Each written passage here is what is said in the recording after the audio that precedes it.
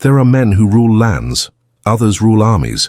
Stefan Bibescu ruled both, but he could not rule the dreams that visited him every night. Dreams of a woman with blue eyes whom he had never seen, until the day she stepped down from a mud-covered carriage, bringing with her the only danger he did not know how to defend himself against, the possibility of feeling again. Natalia Filipescu arrived at Castle Bibescu, fleeing a disgrace she did not commit.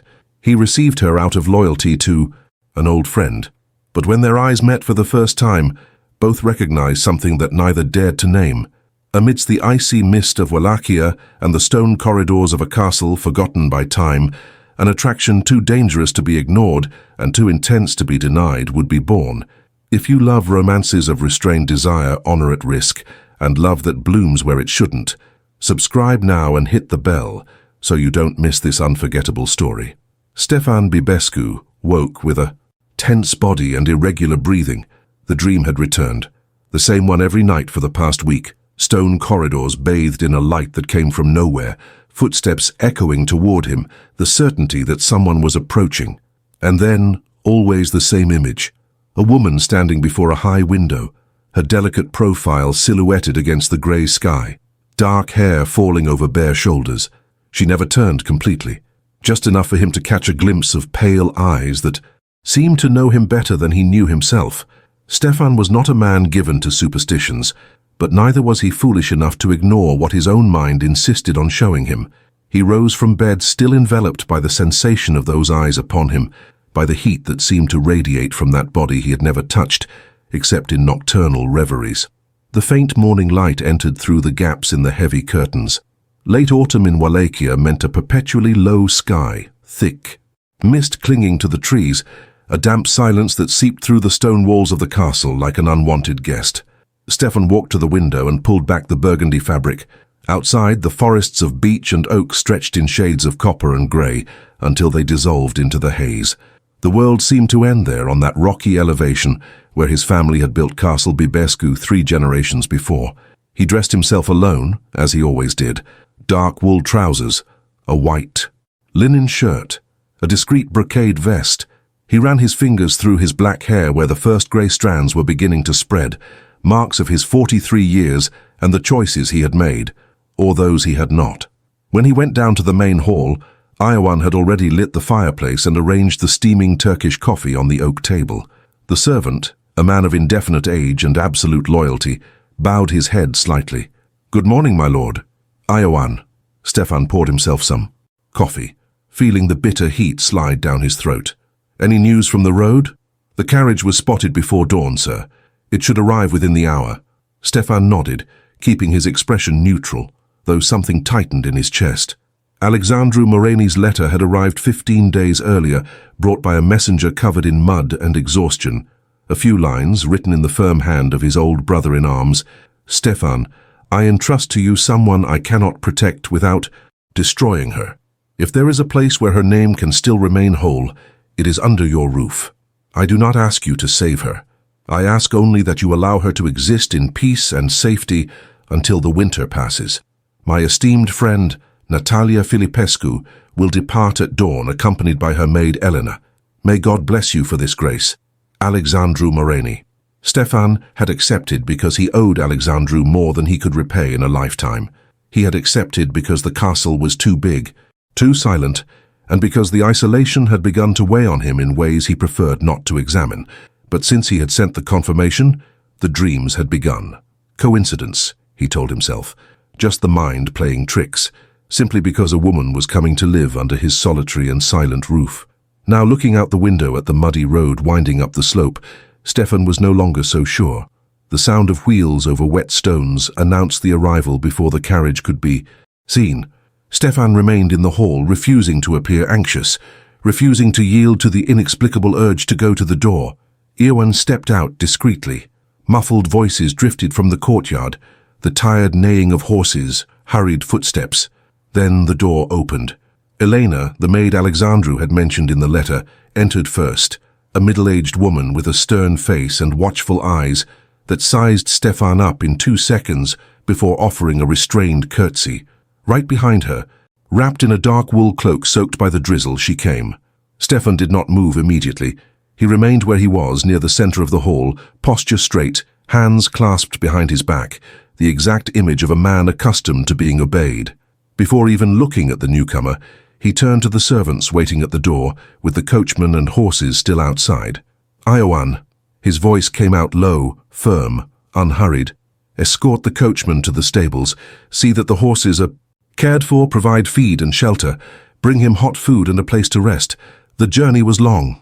"Immediately, Domnul," Iowan replied, bowing with respect, before hurrying to fulfill the orders. Natalia witnessed it all in silence. There was something in that manner of commanding, polished, precise, unquestionable, that made an unexpected impression on her. No anxiety, no excess, just natural authority, dressed in restraint. A man who did not need to raise his voice to be heard. Only then did Stefan turn to her, his breath caught. Natalia Filipescu stood on the threshold of the door, like one who hesitates before crossing a border from which there is no return. The hood of the cloak partially covered her face, but when she pushed it back with pale, delicate fingers, Stefan saw blue eyes. Not just blue, the color of a winter sky seen through ice, clear, luminous, with enough depth to disorient him. Dark brown hair, damp from the rain, wavy, clinging to her cheeks. And neck.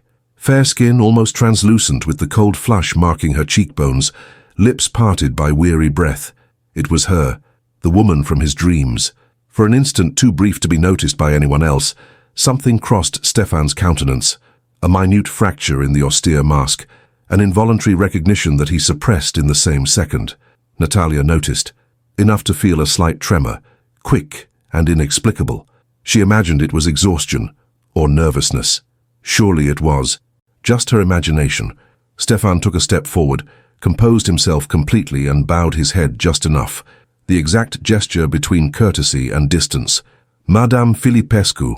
The voice was firm, deep, controlled. "Welcome to Castle Bibescu." She gripped her cloak tighter, as if seeking to anchor herself to something solid.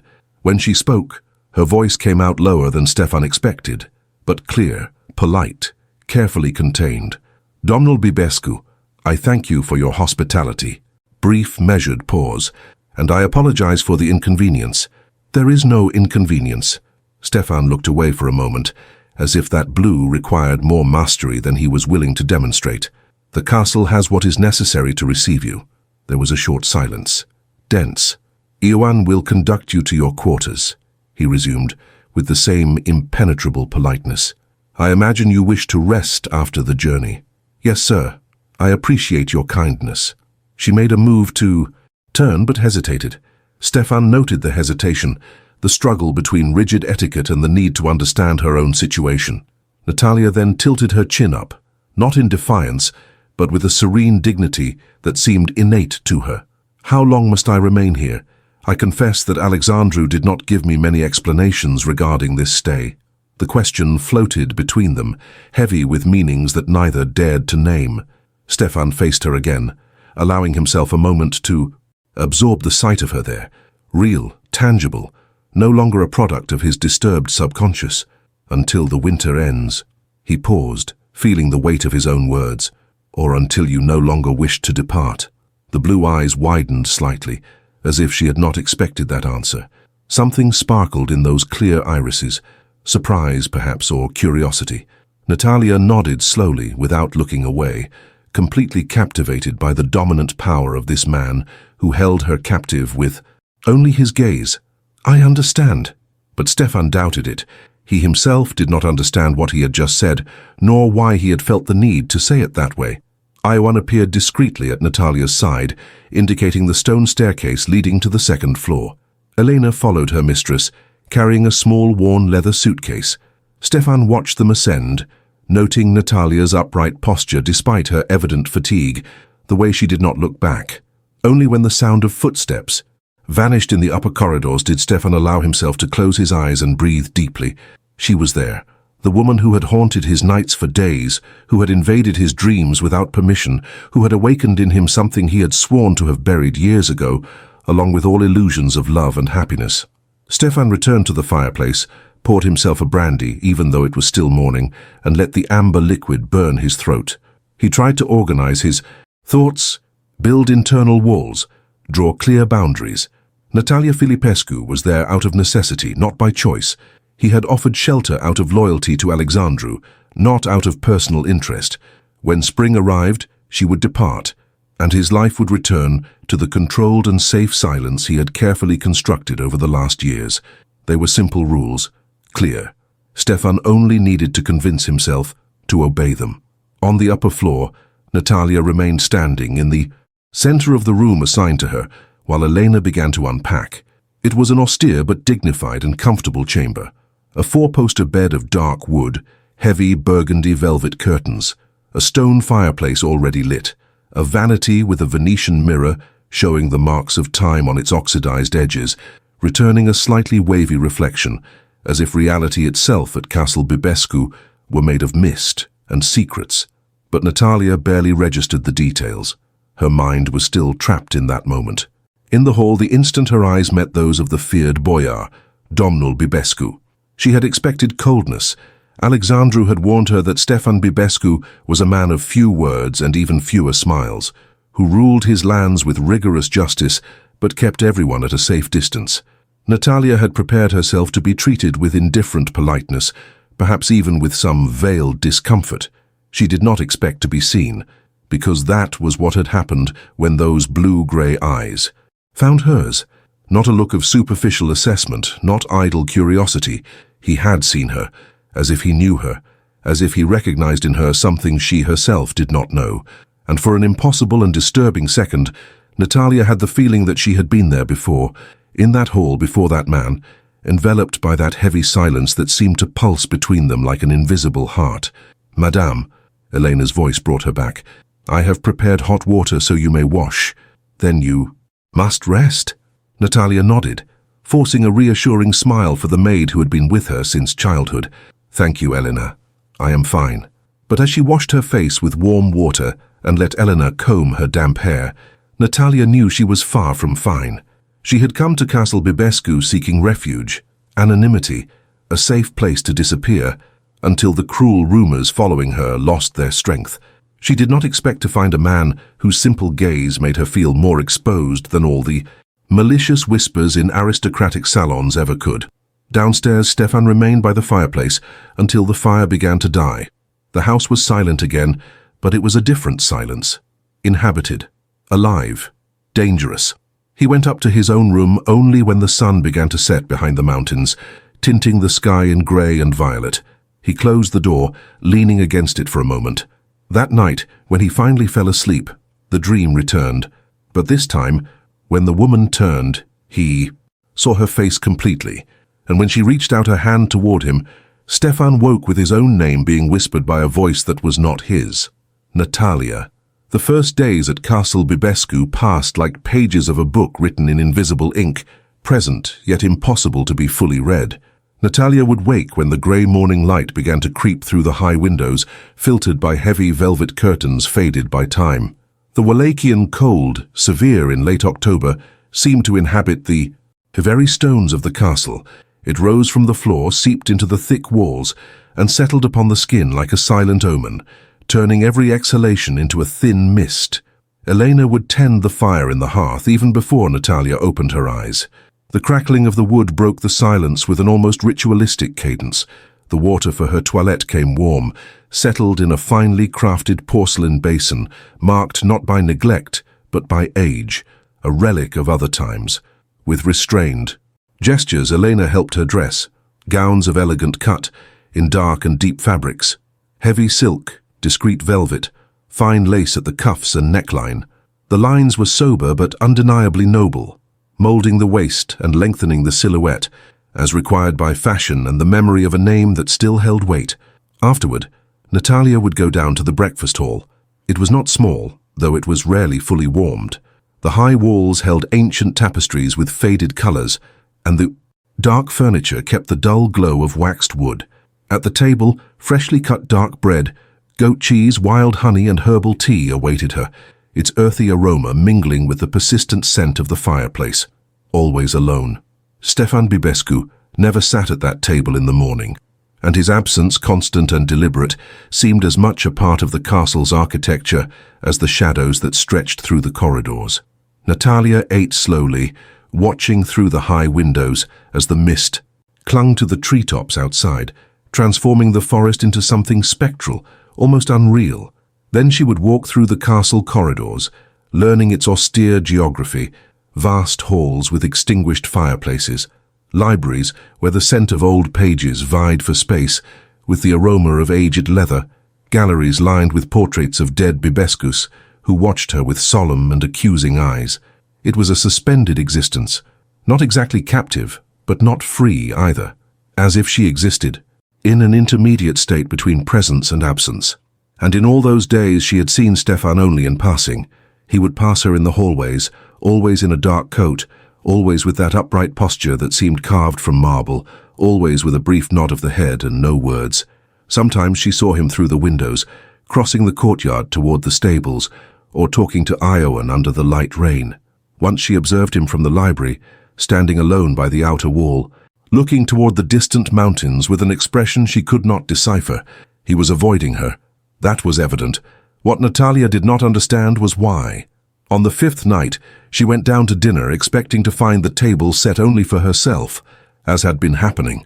But when she entered the dining hall, Stefan was there. He was seated at the head of the long, dark oak table, a glass of red wine between his fingers, staring at the fire crackling in the hearth as if searching for answers in the flames. Natalia hesitated at the threshold. For a moment she considered retreating, inventing some excuse, leaving him in peace. But something stronger than prudence made her enter. "Good evening, sir." Stefan raised his eyes. That grey-blue met her with an intensity she had already learned to recognize, as if he had to exert effort not to see too much, not to perceive too much. "Madame Filipescu." He rose with automatic courtesy, indicating the chair to his right. "Please." Natalia walked to the table, feeling the weight of that gaze upon her even when he seemed to be looking elsewhere. Iowan appeared silently, poured wine into her glass, and vanished. The silence that settled in was not comfortable. It was dense, charged, full of unspoken words that floated between them like the smoke rising from the candles. Natalia took a sip of wine, feeling the sweet liquid warm her throat. She watched Stefan through her lashes while she feigned interest in the plate of roasted game and potatoes Iowan had brought. He ate with economical, precise movements, without haste. Everything about him was restrained, controlled, except for the fingers that gripped the wineglass with unnecessary force. "How have you been faring?" Stefan's voice broke the silence so abruptly that Natalia almost dropped her fork. She looked up, finding him observing her with a carefully neutral expression that did not match the tension in his jaw. "Well, Domnul, your castle, is it quiet?" "Quiet." He repeated the word as if testing its flavor. "That is a gentle way of saying lonely." "I did not say that." "But you thought it." Natalia tilted her head, surprised by his frankness. "Would you prefer that I lie?" Something that might have been the ghost of a smile touched Stefan's lips, but it vanished before she could be sure. "No." He drank more wine. "In this land of uncertain borders and shifting loyalties, lies are already guests far too frequent. At my table." There was something in that confession, something raw, unexpected, that made Natalia want to lean forward, to ask more questions, to unearth whatever he hid beneath that impenetrable facade. Perhaps it was the way he occupied the space before her, tall, his broad shoulders sustaining the posture of a noble boyar with an austere naturalness, as if the castle belonged to him as much as his own body. Stefan's gaze, focused, far too attentive, seemed to contain a dangerous patience, the kind that observes in silence and yet dominates. For an unbidden moment, Natalia noticed the short, well-kept beard, the firm shadow along his jaw, and she thought, with a slight start, what that roughness would feel like under her fingertips. She scolded herself instantly, as if the thought had echoed too loudly, but before she could speak, Stefan changed the subject with the skill of one accustomed to controlling conversations. "Alexandru mentioned that you studied in Vienna." "For 3 years," Natalia nodded, grateful for the safer ground. "My parents believed that a proper education included more than embroidery and playing the pianoforte poorly." "And did it?" "Literature, philosophy, a few languages." She paused. things considered excessive for a woman according to most. The majority frequently confuses ignorance with virtue. Stefan was observing her now, with an interest he did not bother to disguise. "Do you read Greek?" The question caught her off guard. "Yes, I do. Why?" "I have an edition of Sappho that no one in this house can read but me." He hesitated, as if weighing his own words before speaking them. "You are welcome to use the library, always." Natalia felt something warm in her chest, not just gratitude but recognition, as if he knew without her needing to say it, that forced solitude weighed less when there were books to inhabit it. "Thank you, sir." "Stefan." The word came out low, almost reluctant. "There is no one here to impress with formalities." "Stefan." She tested the name, feeling it strange and intimate at the same time on her tongue. "Then you must call me Natalia." He did not answer immediately. He only looked at her, and Natalia had the unsettling feeling that he already called her that. In thoughts she should not guess. In moments she should not witness. Dinner proceeded in a softer silence, punctuated by brief sentences and cautious observations. Stefan spoke of the lands, of how winter was approaching early that year, of the nearby villages and their small stories. Natalia commented on the books she had read, on a volume of Romanian poetry that had surprised her. They were not deep conversations, but there was something in the way Stefan listened to her, really listened, not just waiting for his turn to speak, that made Natalia feel seen for the first time in months. When they said good night, late by then, at the base of the stone stairs, Stefan held the candle that would light her way back to her room. For a moment, their fingers touched around the candlestick. A second, perhaps less, but Natalia felt that touch like a living flame rising up her arm. Stefan pulled back first, his jaw tight. "Good night, Natalia." "Good night." She climbed the stairs, feeling his eyes on her back, feeling the weight of that gaze, as if he were touching her without a touch. Only when she entered her room and closed the door did she allow herself to breathe fully. Elena was asleep in a chair by the fireplace. Natalia did not wake her. She only approached the window, pulled back the heavy curtain, and looked out into the darkness. Something had changed that night. A step had been climbed on a ladder whose height she could not measure. Downstairs, Stefan remained standing at the base of the stairs until the light from Natalia's candle vanished completely on the upper floors. Then he returned to the dining hall, poured himself more wine, and drank standing by the hearth. He still felt her touch, the soft skin, the brief heat, the way she had not pulled away immediately. This had to stop. Stefan went back to his own room, determined to sleep, to forget, to rebuild the barriers that a single dinner had begun to crumble. But when he finally fell asleep hours later, the dream that found him was new. Natalia was sitting by the window of her room, combing her long hair with slow, hypnotic movements. The moonlight entered in a silvery beam, drawing shadows on her neck, her shoulders at the edge of her neckline. She saw him in the reflection of the glass, but she did not turn. She just continued combing her hair, her lips parted, her blue eyes fixed on his through the dark mirror. Stefan woke with his body tense, his heart racing, her name caught in his throat. Dawn came, and he went down to deal with the matters of the land, meetings with Iowan about the harvests, decisions on necessary repairs. Before winter, correspondence that needed answering, but his mind was divided, caught somewhere between what he knew he should do and what his entire body seemed to want. In the afternoon, he went out to ride. He needed air, movement, distance. But when he returned, muddy and tired, he found Natalia in the library. She was sitting by the window, a book open on her lap, the faint afternoon light caressing her profile. She wore a gown of deep wine-colored wool with long sleeves, as, dictated by the sobriety required by the mourning of her reputation, her hair pinned in an elegant style, with dark tresses falling like cascades thrown to one side over her shoulders, leaving her delicate neck exposed. She was so absorbed in her reading that she did not hear him enter.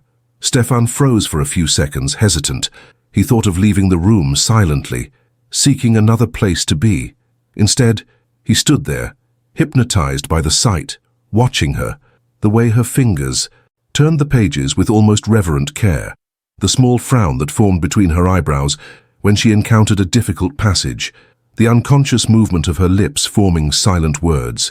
She was beautiful, very beautiful, in fact.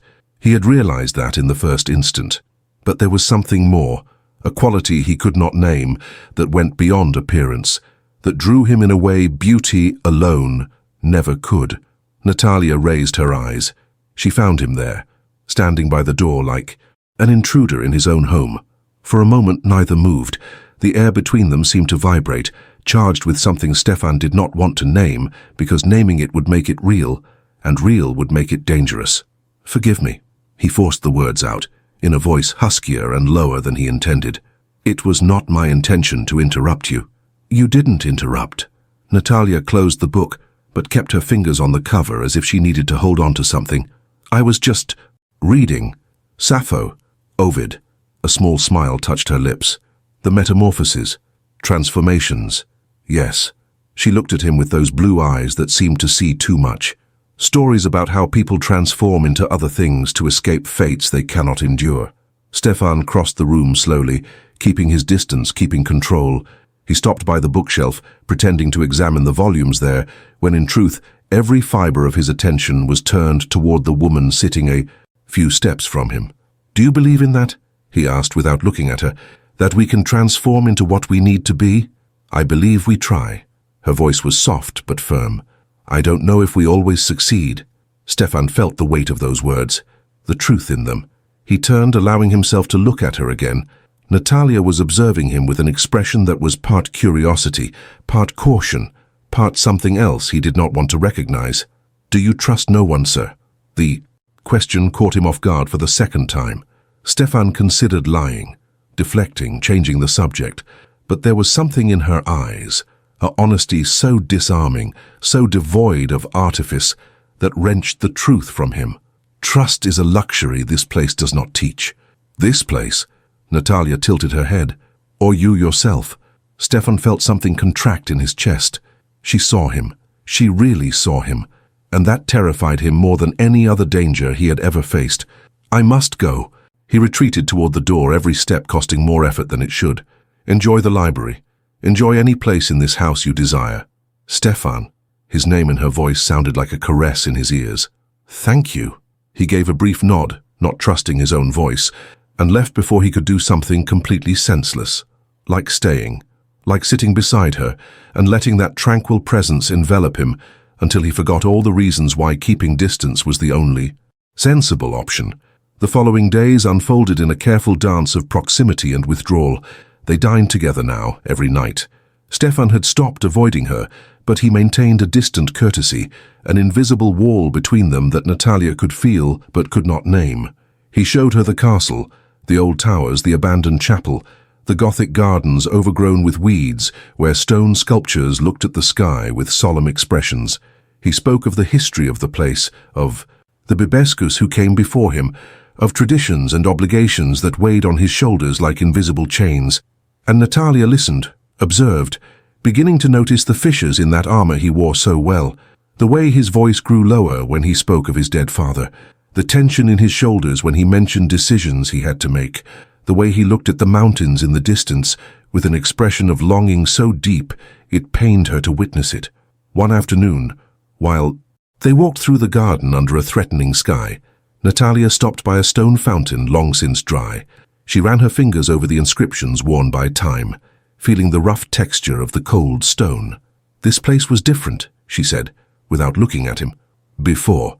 Stefan remained a few steps away, hands clasped behind his back, the neutral expression she had already learned to recognize as a mask. "My mother tended the garden." His voice was low, almost swallowed by the wind. "She used to say that without life, even castles turn into tombs. And after she was gone, I stopped trying to keep alive what was already dead." Natalia faced him then and saw something in his eyes that he could not hide fast enough. Loneliness. Not the absence of people, but the absence of someone who truly saw him, who truly cared. She took a step toward him. Just one. Not everything that seems dead is beyond rebirth. Stefan looked at her for a long moment, and Natalia felt the air between them thicken, vibrate with unspoken possibilities. He opened his mouth as if to answer. The first drops of rain began to fall. In seconds, the drizzle turned into a downpour. Stefan took her by the arm, the first deliberate touch since that moment with the candle, and guided her back to the castle. They ran along the slippery stone paths, crossed the courtyard, and entered through the side door. They were drenched. Natalia felt the water streaming down her face, sticking her dress to her skin, making her shiver. Stefan ran his hand through his wet hair, drops trickling down his neck, disappearing beneath the collar of his shirt. Natalia could not look away, and when she raised her eyes, she found Stefan looking at her the same way, no longer with that careful distance, but with something raw, hungry, that made heat explode in her chest despite the cold. "You should," his voice came out husky. "You should change, before you fall ill." "Yes," she could barely form the word, but neither moved. The hallway was empty. The house was silent. There was only the two of them, dripping water onto the stone floor, breathing heavily, looking at each other as if seeing one another for the first time. Stefan took a step back. He forced himself to do it. She could see the effort in every tense line of his body. "Go, Natalia." She went, but as she climbed the stairs with trembling legs and a racing heart, Natalia knew that something irreversible had happened. The distance Stefan tried to maintain was crumbling, and neither was sure they wanted to stop it. The letter arrived on a November morning, brought by a messenger covered in mud and exhaustion who had needed 3 days to cross the waterlogged roads between Bucharest and the castle. Ioan brought it to the study, where Stefan was reviewing the harvest records, placing it upon the dark oak desk with the reverence reserved for important matters. The wax seal bore the mark of the Moreni. Stefan dismissed Ioan with a gesture, broke the seal and unfolded the paper. Alexandru's handwriting was firm as ever, but there was an urgency in the words that made him frown. "Stefan, I hope this letter finds you in good health, and that Natalia is safe under your roof. I write not only to thank you for your generosity, but to warn you. Mihai Filipescu has been asking questions, subtle but questions, about her whereabouts, about possible refuges. I did not mention your name, but men like him have resources that go beyond our caution. Keep her close, keep her safe. The winter will protect you for now. The roads will soon become impassable, but when spring arrives, he will come. Not for the love he never had for her, but for the reputation she threatens simply by existing free. May God bless you for this grace. The debt between us can no longer be measured. I hope to see you soon, my dear friend. Alexandru." Stefan read the letter twice, then folded it carefully and tucked it into the locked drawer where he kept documents that could not be seen by other eyes. He remained seated for a long moment, fingers drumming on the wood, the weight of those words settling upon his shoulders like accumulated snow. Mihai Filipescu. He knew the name, knew the reputation. A man who had turned opportunism into an art, who climbed the aristocratic hierarchy by stepping on whoever was necessary, who treated people like pieces in a game where only he knew all the rules, and Natalia had fled from him. Stefan rose and walked to the window. Outside, the sky was a dense grey that promised snow.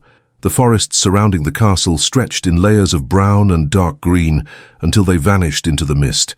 In the distance, the Carpathian mountains rose like natural ramparts, white-capped peaks that seemed to touch the low clouds. It was a place that isolated, that protected. For now, he found Natalia in the library that afternoon, as had become custom. She was sitting in the same armchair by the window, but this time she was not reading. She was simply looking out, hands folded in her lap, a distant expression on her face that made him stop at the threshold. Elena was there as well, mending a dress near the fireplace. The maid's presence made the atmosphere safer, more appropriate, and infinitely more frustrating. "Good afternoon," Stefan announced his presence in a low voice. Natalia turned, and he saw the effort she made to recompose her expression, to hide whatever was troubling her. But she was not fast enough. He saw it, the veiled sadness, the vulnerability she tried to bury. "Good afternoon, sir." Elena rose and offered a brief curtsy. Always sir when others were present, the formalities he himself had insisted on maintaining and which now seemed ridiculous. "Elena." He nodded to the maid, then turned his eyes back to Natalia. "I thought perhaps you would like to see the lands. The weather is clear enough for a ride." He saw hesitation pass through her blue eyes. For a moment he thought she would refuse, that she would invent some polite excuse. But then Natalia nodded, rising with that natural grace that fascinated him more than it should. "It would be a pleasure." Elena furrowed her brow slightly. The maid did not approve, that was clear in every line of her stern face. But she said nothing. She only helped Natalia change. Her house dress for a more appropriate riding habit, a heavy dark wool skirt and a lined cloak. Half an hour later, they were in the courtyard.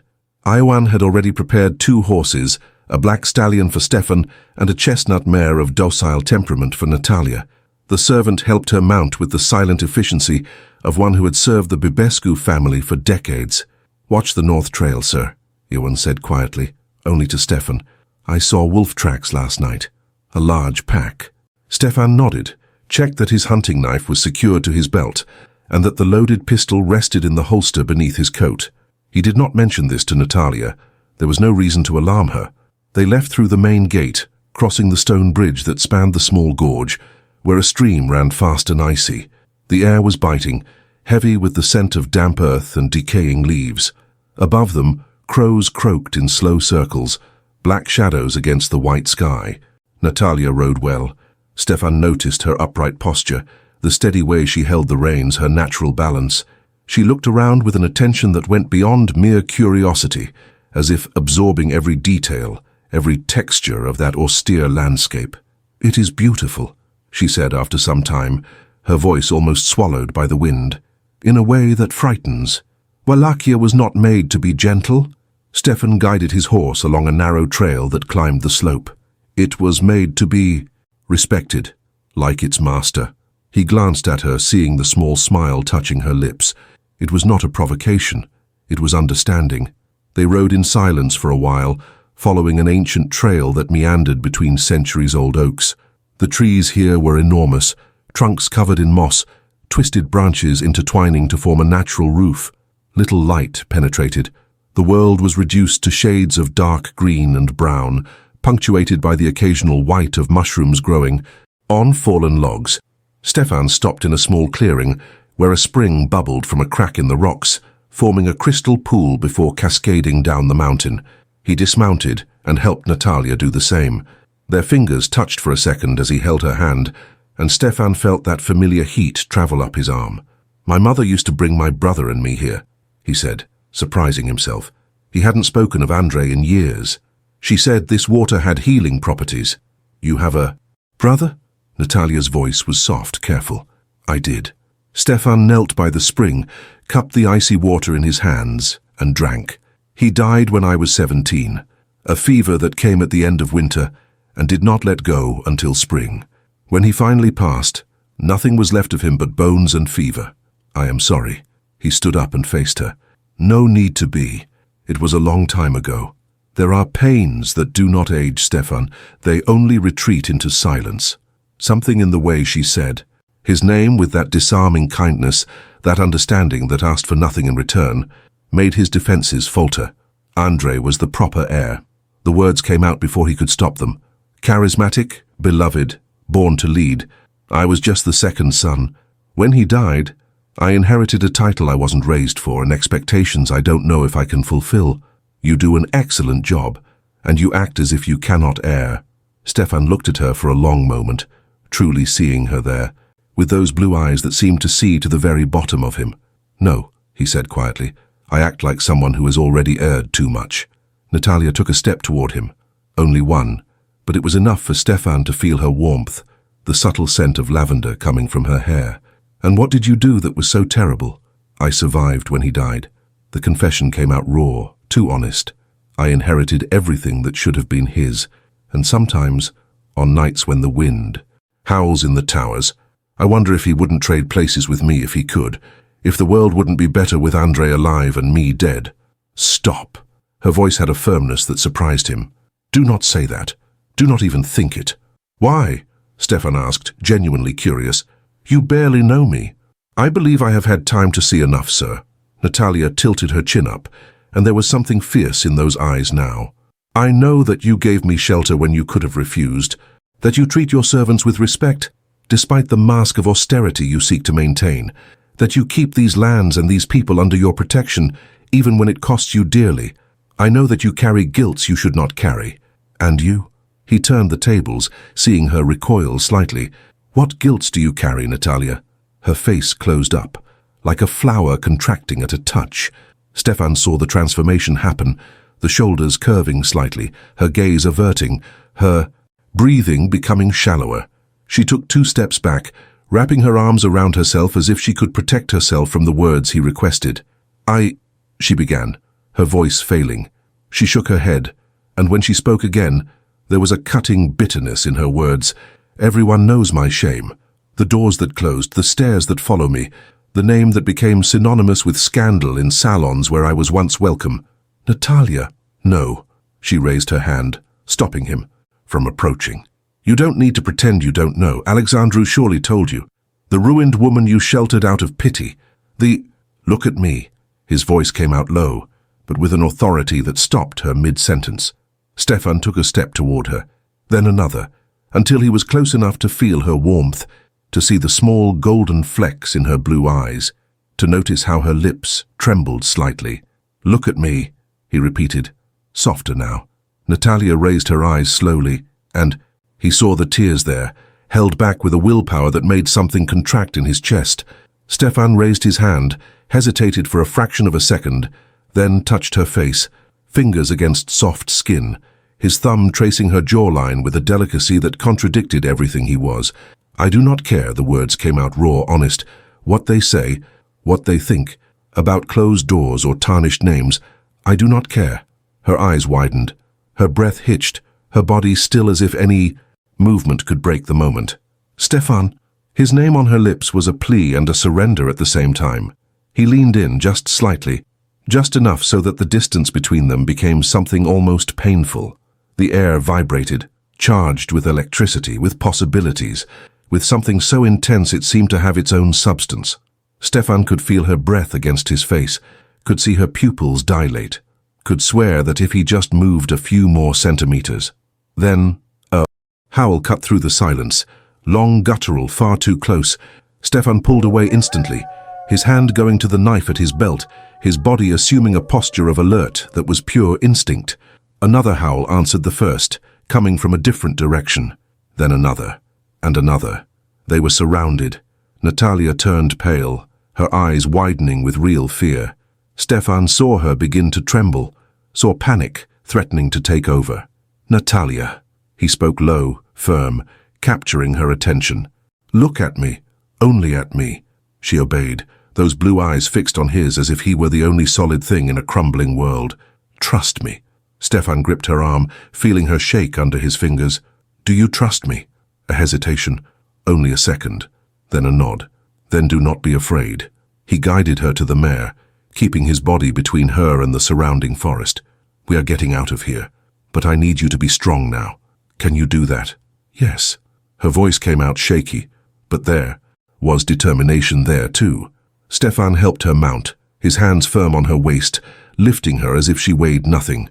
He noticed how she gripped the reins with excessive force, her knuckles white, her body rigid with tension. He mounted in one fluid motion, positioning the stallion beside the mare. Another howl, this one even closer. Stefan saw a grey shape move between the trees to the left, then another to the right. The pack was closing in. Natalia, listen to me. He kept his voice calm, controlled, though every muscle in his body was tense. We are going to ride, not too fast, not so much that we lose control, but steady, stay by my side. Do not look to the sides, do not look back. Just look forward and follow me, understood? Yes. She took a deep breath and Stefan saw courage overtake fear. Let's go. They began to move, the horses nervous but obedient. Stefan kept the stallion close to the mare, his body always positioned between Natalia and the danger surrounding them. He could hear the wolves now, not just the howls but the sound of paws on dry leaves, the heavy breathing of predators on the hunt. He saw the first one clearly as they crossed a narrow clearing. A large male, light grey fur, yellow eyes that shone in the fading light. The animal observed them with a disturbing intelligence, calculating distances, weighing chances. Stefan, Natalia's voice trembled. I know. He pulled the pistol from its holster, kept it, visible but not aimed. Keep going, do not stop. Another wolf appeared from the opposite side, this one smaller, more agile. Then another. Stefan counted 5, then 6. The whole pack. The leader took a step forward, growling low. Stefan prepared to shoot if necessary, already calculating that if he shot one, the others might attack before he could reload. But then something changed. The wind shifted. bringing the scent of the castle. Fireplace smoke, horses, humans in number. The pack leader hesitated, sniffed the air, growled one last time. Then he retreated. The others followed him, melting back into the forest like shadows that were never really there. Stefan did not lower the weapon until they crossed the edge of the forest. Only when the castle towers rose ahead, solid and secure against the rapidly darkening sky, did he allow himself to breathe. He looked at Natalia. She was pale, trembling visibly now that the danger had passed, but she kept her posture, kept her reins steady. "Are you well?" he asked, holstering the pistol. She nodded but did not speak. She did not trust her own voice. They rode the rest of the way in silence, crossed the stone bridge where the stream ran icy and fast, and entered the gate where Iwan waited for them, his face tight with concern. Stefan dismounted first, then went to Natalia. When he helped her down, he felt how she practically collapsed into his arms, her legs failing. He held her firm, let her lean against him for a moment, feeling her tremble against his chest. "You were brave," he said quietly, "only for her. Very brave." Natalia raised her face, and there was something new in her eyes, not just gratitude, but recognition, as if she had seen something in him during those minutes of danger that confirmed what she already suspected. "You protected me. I always will." The words came out laden with a weight that went far beyond that moment, that danger. It was a promise, an oath, something Stefan knew he should not offer, but that came from him without permission. Natalia touched his arm just for a second, a gesture so brief it could have been imagined, but Stefan felt that touch like a burning brand. "Thank you," she whispered. Then Elena was there, wrapping Natalia in her cloak, leading her inside with worried words and motherly hands. Stefan watched them disappear into the castle interior, then turned to Iwan. "Have them prepare a hot bath for Madame Filipescu." His voice came out huskier than usual. "And double the guard on the walls tonight. The pack is too close." "Yes, sir." Iwan hesitated, then added quietly, "You should warm yourself as well, sir. You are shaking." Stefan looked at his own hands and realized it was true, but it wasn't from the cold. It was the adrenaline draining away. It was the realization of how close they had come to danger. It was the image of Natalia, pale with fear, but trusting him, following him without question. It was the certainty that if something had happened to her, something inside him would have broken in a way that could not be mended, and that terrified him more than any pack of wolves ever could. That night, while Elena helped her change after her bath, Natalia remained quieter than usual. The maid noticed, of course. Elena always noticed. "What happened out there?" the older woman asked as she unpinned Natalia's hair, beginning to brush it with long, smooth strokes. "Wolves." Natalia looked at her reflection in the foggy vanity mirror. "And conversations I shouldn't have had. With Master Bibescu." It wasn't a question. Natalia closed her eyes, feeling Elena's familiar hands working through her hair, the comforting sensation taking her back to other times, other places. "He asks me questions, Elena, and I want to answer." "Then why don't you?" "Because..." Natalia opened her eyes, stared at her reflection. "Because I am afraid of what he will see when he knows the truth." Elena stopped brushing, placed her hands on Natalia's shoulders and met her eyes in the mirror. "Child, you did nothing wrong. When are you going to stop carrying the shame that should belong to others? When the world stops judging women for sins that men commit?" Natalia felt bitterness tinge her words. "When my name can be spoken without whispers, when..." She stopped, her throat tightening. Memories she tried to keep locked away began to leak through the edges. The ballroom in Bucharest, the low voices, the stares that followed her like stains, the doors closing in her face, the letter from her own aunt saying she was no longer welcome, all because she had refused to lie, all because she had witnessed something she shouldn't have seen and refused to pretend she didn't see it. "He is not like the other men, as I have come to realize," Elena said softly.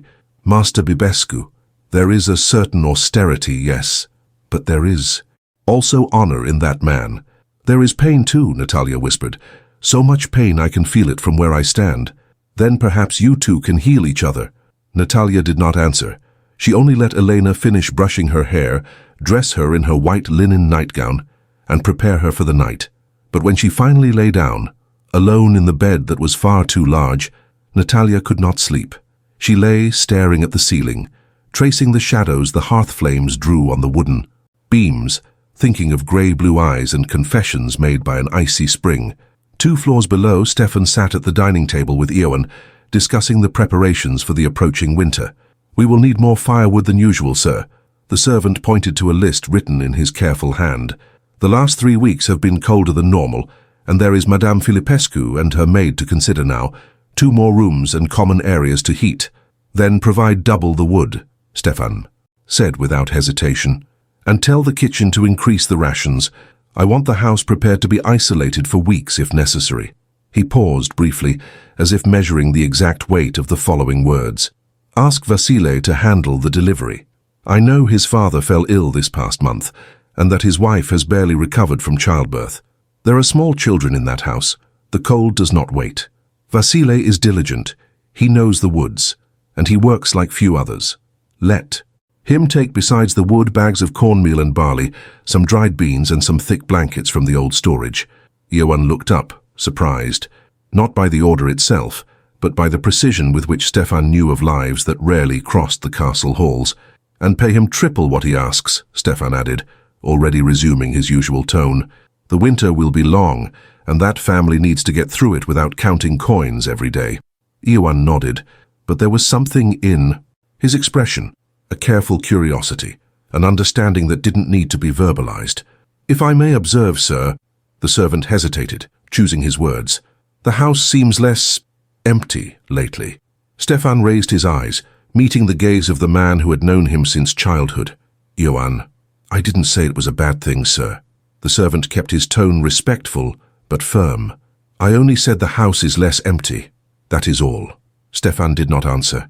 He only drank more wine, feeling the weight of those words.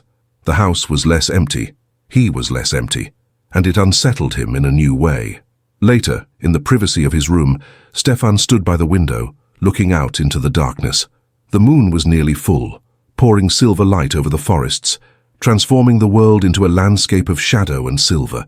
He thought of Natalia, of the way she had closed up when he asked about her guilt, of the sadness he had seen in her eyes before she could hide it, of the trust she had placed in him when the wolves howled.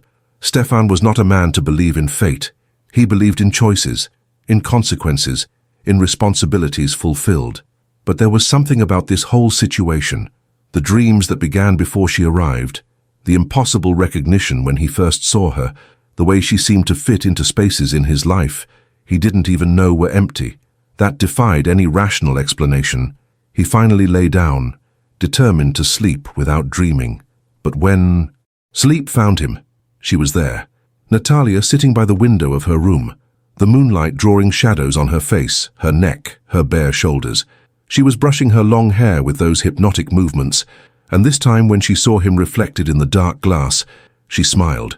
"Stefan," she said, and her voice was like honey and sin. "How much longer are you going to keep fighting this?" He woke with his heart racing, his body tense with desire, her name on his lips. The moon had entered through his own window, illuminating the room with that silvery cold light. Stefan rose, walked to the window, and pressed his forehead against the icy glass. Across the hall, 2 floors up, Natalia was awake as well. She couldn't explain what had woken her. Perhaps the wind howling in the towers, perhaps the heavy silence that precedes snow, perhaps simply the restlessness that grew in her chest with every day spent in that castle. She rose, wrapped herself in a wool shawl, and walked to the window. She pulled back the curtain and looked out, and down there in the west tower she saw a light, faint, flickering. The window of Stefan's room. He was awake too. Natalia placed her hand on the cold glass. Imagined she could feel his presence even through the distance, through the stone walls, through all the barriers they both tried to maintain. "What are you doing to me?" she whispered to the night. The wind was the only answer. But somewhere deep, in a part of her that did not obey reason, Natalia felt that the question had been heard, and by the way that restlessness settled within her, Natalia knew the question did not belong to her alone. Winter arrived like a silent siege. In the early days of December, the snow began to fall, not with the violence of a storm, but with the persistence of something inevitable. Heavy flakes accumulated on the stone roofs, covered the paths, and transformed the forests around the castle into a white and motionless sea. The roads connecting Castle Bibescu to the rest of the world disappeared under layers of ice and silence. They were isolated now, completely. Ioan supervised the preparations with the efficiency of one who had already lived through 50 winters on those lands. The cellar was filled with provisions, barrels of salted meat, sacks of grain, jars of honey, cheeses wrapped in wax. The firewood piled in the inner courtyards reached as high as the second-floor windows. The fireplaces remained lit day and night, transforming the frozen halls into refuges of warmth and flickering light. The castle breathed differently this winter. Sounds were muffled by the snow, corridors grew narrower, and shadows longer. It was as if the stone walls were closing in, forcing everyone and everything into an intimacy that could not be avoided. Stefan felt it in every fiber of his being. Natalia was everywhere, not just physically, though he found her in the most unexpected places, reading by the fireplace in the main hall, talking softly with Elena in the kitchen, standing by the windows watching the snow fall with a pensive expression. She was also in the empty spaces, in the chairs that now seemed to wait for her, in the silences that were no longer just solitude but her absence. He desired her. This was no longer something he could deny to himself. The question was what to do with that desire. That afternoon, Stefan was in his office, reviewing records when he heard footsteps in the hallway. He knew that sound now, the soft rhythm, the light weight, the small pause she always made before turning corners. Natalia. She passed the half-open door without entering, likely on her way to the library, but Stefan saw her in the brief second she passed through the opening. A dark blue wool dress that enhanced her eyes, her hair gathered in an elegant style that left a few loose strands framing her face, the delicate line of her neck. He found himself on his feet before he had even consciously decided to stand. He met her in the middle of the hallway, standing before one of the high windows overlooking the inner courtyard. The afternoon light, that white, cold winter luminosity, bathed her profile, making her skin appear almost translucent. Natalia. She turned, and something passed through her eyes when she saw him. Not surprise, something deeper, as if she had been waiting for him without knowing. She was waiting. Stefan. His name coming from those lips always caused something to tighten in his chest. I thought you were busy. I was. He approached, maintaining a distance that was increasingly difficult to justify. But I grew tired of numbers that make no sense at the moment. Numbers always make sense. A small smile touched her lips. It is people who rarely do. A philosophical truth for a winter afternoon. I learned from Socrates. She turned fully toward him now, leaning lightly against the windowsill, that the only true wisdom is in knowing that we know nothing. Then we are both lost, or both honest. The silence that followed was not awkward. It was heavy. Stefan felt the tension thicken between them, as concrete as the air before a storm. You have been distant, Natalia said suddenly, her eyes fixed on his. In recent days. Stefan had not expected such frankness. He should have. Natalia was not a woman of subtle games or veiled manipulations, but the direct question still caught him off guard. I have been very busy. Do not lie to me. There was a firmness in her voice that contrasted with the softness of her face. If there is one thing I have learned to recognize, it is when someone is running away. I am not running away. Then what are you doing? Stefan took a step forward. Just one. But it was enough for the distance between them to become too intimate. He could see the small gold flecks in her. Blue eyes now. He could count every dark lash. He could feel her warmth even through the layers of clothing. I am trying to be honorable. The words came out harsher than he intended. And honor means avoiding me. Honor means not taking advantage of someone under my protection. Natalia's eyes widened slightly. She understood then the nature of his struggle, the weight he carried. Stefan, she raised her hand as if to touch him, then hesitated, leaving it suspended in the air. Between them, you are not taking advantage of anything. You what? He interrupted her, his voice low and hoarse. You are here because you have nowhere else, because I offered shelter, not because you chose to be here. And what if I say that now I do choose? The words came out in a whisper, but they carried immense weight. What if I say I no longer want to leave? Stefan closed his eyes for a second, fighting what those words did to him. When he opened them again, Natalia was closer. She had moved without him noticing, further closing the space between them. You do not know what you are saying. He tried to keep his tone firm and rational. When spring comes, when the roads open, You will want to leave. You will want to rebuild your life far from here. And do you want me to leave? The question floated between them, heavy and inescapable. No. The confession escaped before he could stop it. God help me, I do not. But what I want does not matter. What matters is what is right. And what is right? Natalia was so close now that Stefan could feel her breath. To live lying to ourselves, pretending we do not feel what we feel, to protect you. Stefan raised his hand, almost touched her face, then pulled back. From me, from hasty choices, from happiness. She interrupted him, and there was a sharp sadness in her voice. Is that what you are protecting me from? Stefan had no answer for that, or rather he had one. But it was a truth too ugly to be spoken, that he was protecting her from himself, from the man he feared he was, from the man his brother would never have been. Natalia, you do not understand. He took another step back, creating distance because being near was becoming unbearable. You were entrusted to my care. Alexandru is not here. Her voice had a firmness he didn't expect. No one is here but the two of us, and I am tired of living by the judgments of others. If I cross that line, Natalia, there will be no turning back. The words were laden with warning, with promise, with danger. Natalia took a step forward, deliberate, conscious. Then do not cross it alone. The world shrank to this moment, to the minimal space between them, to the sound of their breathing, to the way her eyes shone, not with tears, but with determination. Stefan felt his control begin to unravel. He felt a sudden, almost uncontrollable urge to simply let it happen, to pull her close, to finally touch those lips that haunted him awake and asleep, to discover if they were as soft, as warm as his imagination insisted. He raised his hand and touched her face. Finally, his fingers against her soft skin, feeling her heat, the slight tremor that ran through her entire body at that simple touch. Natalia closed her eyes, leaning into his hand like a flower toward the sun. Stefan leaned in, slowly, giving her time to pull back, to change her mind. But she did not pull back. She only waited, lips parted, breath held. He was inches away. He could feel her breath, sweet and warm. He could see every detail of that face that fascinated him. One more second and he pulled back. He moved away with eyes full of torment, almost indecipherable. Then steps, heavy, hurried. Iwan appeared at the end of the hallway, stopping abruptly upon seeing them close. The servant turned red and immediately looked away. Forgive me, sir. Madame. He gave a quick bow. But there is a problem in the stables that requires your immediate attention. Stefan retreated even further, as if he had been shot. Reality returned with brutal force. The public hallway, the impropriety, how close they had come to crossing a line that could not be uncrossed.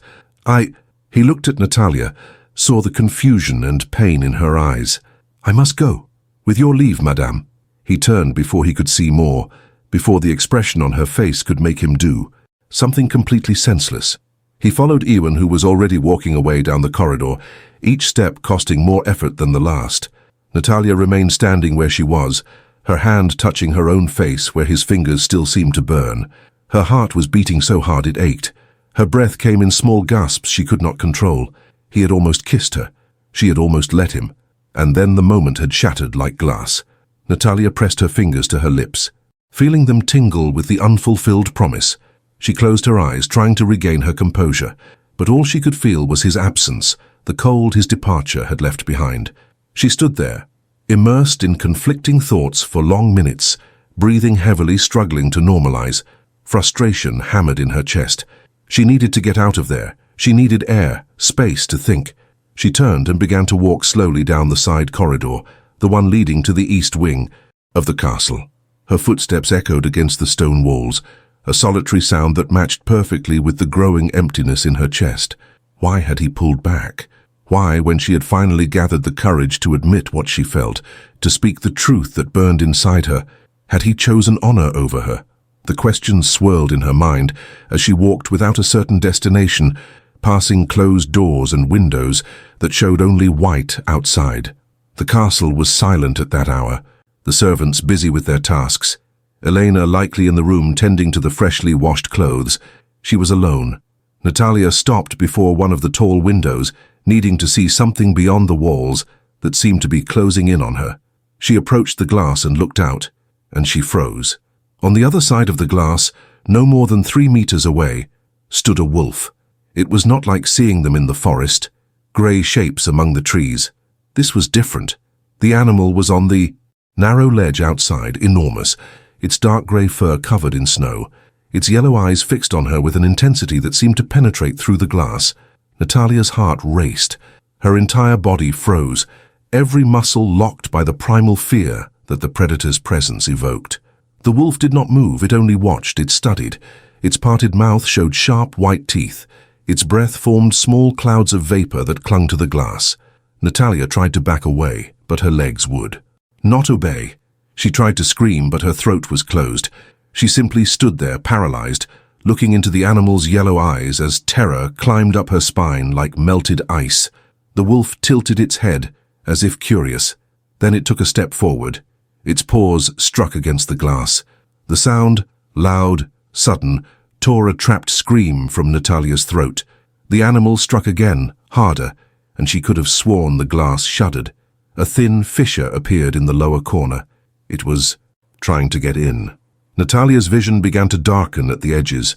The corridor spun. Her knees failed. She tried to steady herself on the windowsill, but her strength was leaving her. Everything was fading. The sounds, the light, the sensation of the floor beneath her feet. The last thought before she fell was that she was alone, that no one would come, that the animal would break the glass, and she would not even have the strength to run. Then darkness. But before her body touched the stone floor, firm arms caught her. Stefan could not explain what had made him return. The matter in the stables was not so grave or too long to resolve, but it seemed to sound like an intervention in a situation that had become dangerously inappropriate. Yet something pulled him back. An uneasy feeling, a premonition he could not ignore. He needed to see her, to explain to her, to touch her beautiful face, to tell her what he truly felt. He climbed the side staircase almost at a run, an instinct beyond reason guiding his steps, and when he turned the corner and saw the scene ahead, his blood froze. Natalia collapsing, the wolf on the other side of the window, trying to break the glass. Stefan reached her at the exact moment her knees gave way. He caught her in his arms, feeling her dead weight against his chest, her head lolling back, her eyes closed. She was too pale, her breathing too shallow. Natalia, he called her, touching her face, feeling the cold skin. Natalia! No answer. Stefan raised his eyes to the window. The wolf was still there, paws against the cracked glass. Its yellow eyes met his, and for a moment there was a strange recognition. Predator, sizing up predator. Stefan rose slowly, Natalia in his arms, without looking away from the animal. He took a step forward, his body between her and the threat. His expression changed, transformed into something primal, something beyond civilization and education. It was pure dominance, pure authority. He did not need to shout. He did not need to make threats. He simply looked the wolf in the eyes with an intensity that transcended language and communicated with absolute precision. This is my land. This is my house. She is mine.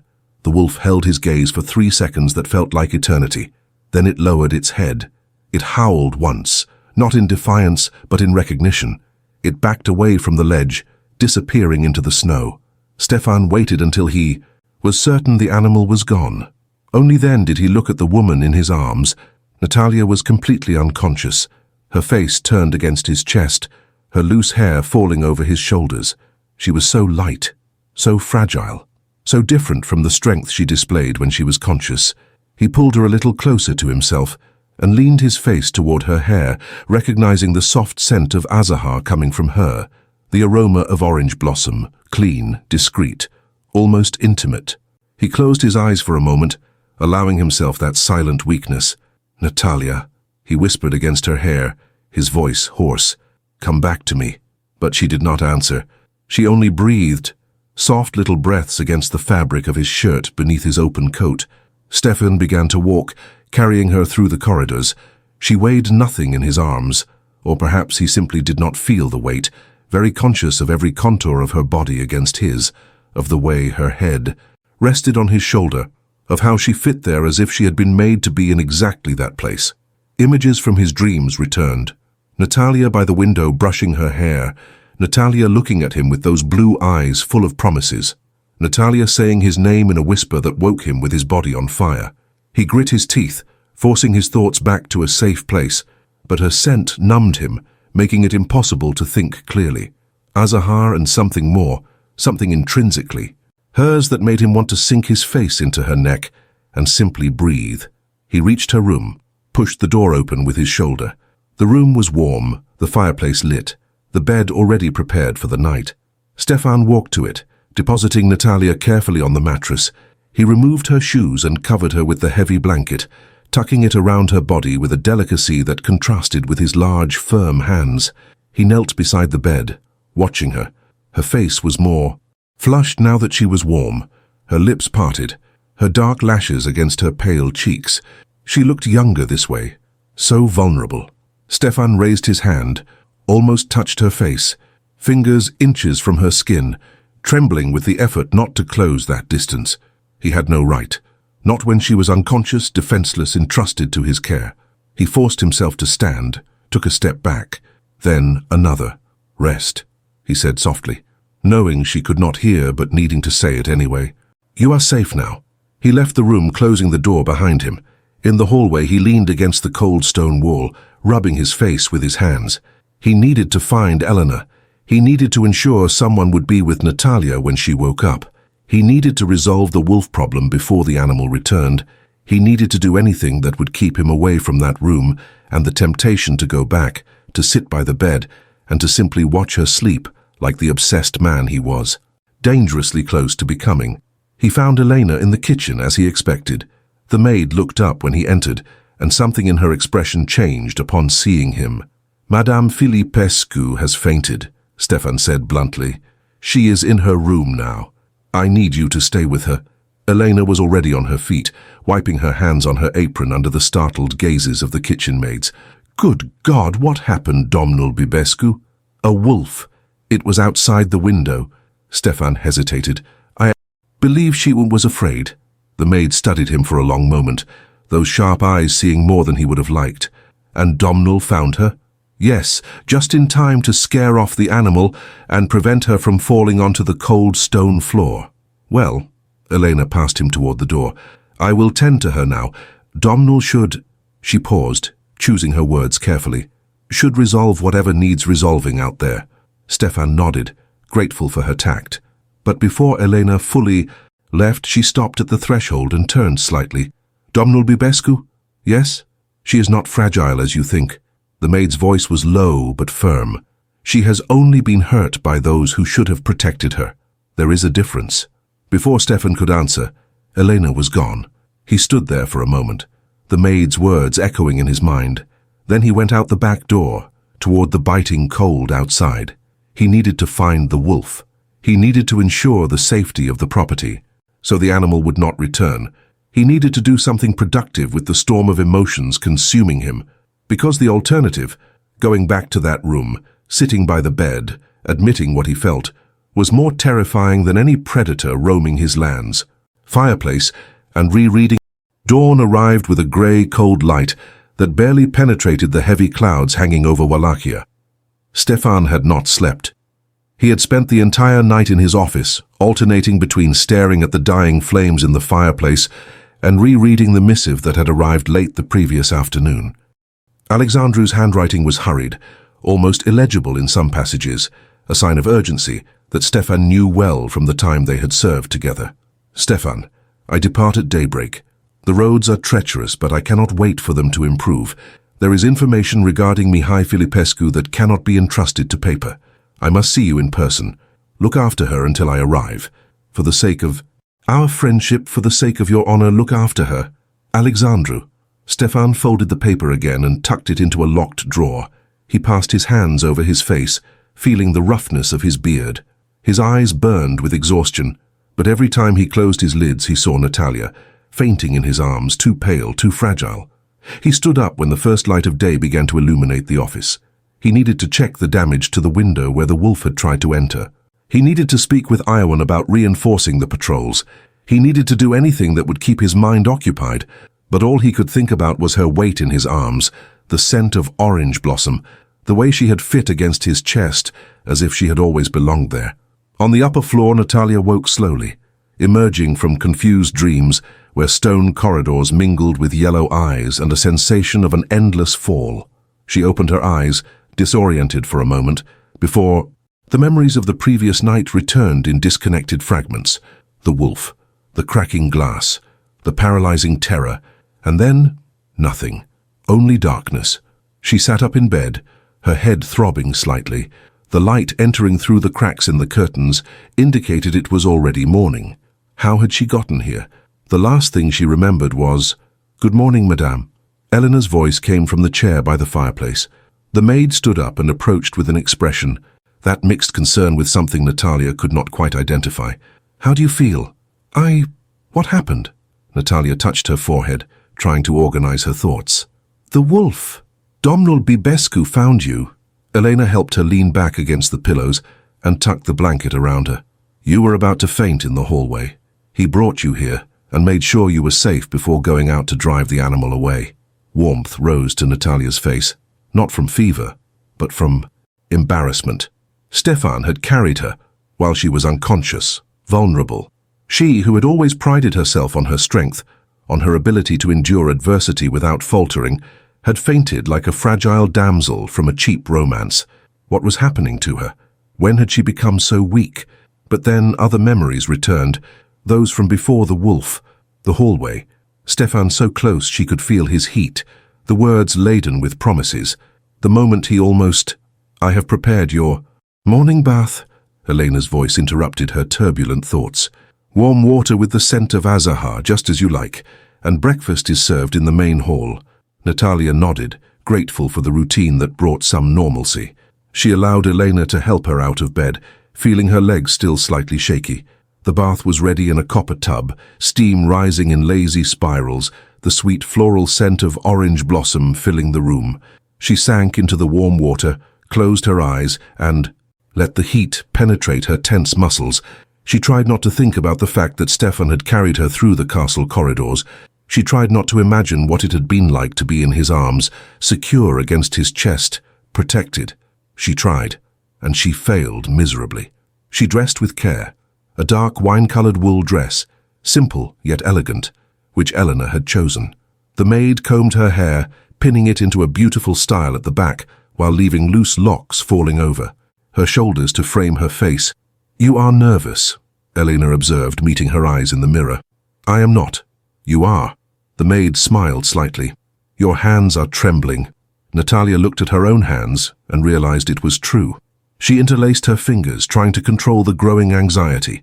She would see Stefan now, after everything that had happened yesterday, after the near kiss that still haunted her. Heavens, she had been reckless. What would he be thinking of her bold words? What would she say to him? She descended the stairs slowly, each step echoing against the stone walls. The castle was silent at that hour. The servants had already completed their morning tasks, and Iowan was likely supervising something outside. It was as if the world had shrunk down to just her and the man waiting for her. She entered the dining hall and saw him. Stefan was standing by the window, looking out at the snow, his hands crossed behind his back. He wore dark trousers, a white linen shirt, a discreet brocade vest, and a thick coat. His black hair was slightly disheveled, as if he had run his hands through it repeatedly. He turned upon hearing her footsteps, and the expression that crossed his face when he saw her made Natalia's heart leap. Concern, relief, and something deeper that she could not name. Stefan crossed the hall in 3 long strides, stopping at a respectable distance, but his eyes swept over her entirely, checking, assessing. "Are you well?" His voice came out hoarser than usual. "Well?" Natalia forced a smile. "Thanks to you. Elena told me, thank you, for finding me. For—" "There is no need to thank me," he interrupted her softly. "You never need to thank me for that." They looked at each other for a few seconds that seemed to stretch indefinitely. Natalia felt the blush return to her cheeks, felt her pulse quicken just by being near him. Stefan finally looked away, gesturing toward the table. "You must be hungry. Come." The table was set with the hearty simplicity typical of mornings at the castle. Warm, dark rye bread, fresh butter, goat cheese, wild bee honey, boiled eggs, slices of smoked meat, and oatmeal with cinnamon. A pitcher of frothy milk and another of light mead completed the breakfast. Natalia sat down, and Stefan took his usual place at the head of the table. They ate in silence for a few minutes, but it was a different silence than that of the first days. Not uncomfortable, but laden with everything that was left unsaid. "I have received news from Alexandru." Stefan finally broke the silence. "He should arrive in a few days."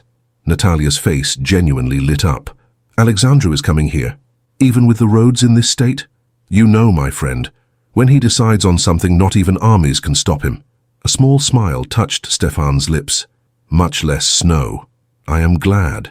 And it was true. Alexandru had been a constant presence during her worst moments, a friend when everyone else had walked away. "It has been a long time since I saw him."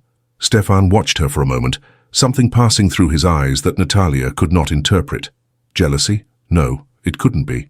He had no reason to. "He cares for you very much," Stefan said carefully, "and I for him." Natalia held her cup of milk between her hands, feeling the warmth. "Alexandru is. He was the only one who did not abandon me when everyone else did. When the doors began to close, when my own blood decided I was more trouble than I was worth. He remained." The pain in those words was impossible to hide. Stefan felt something tighten in his chest.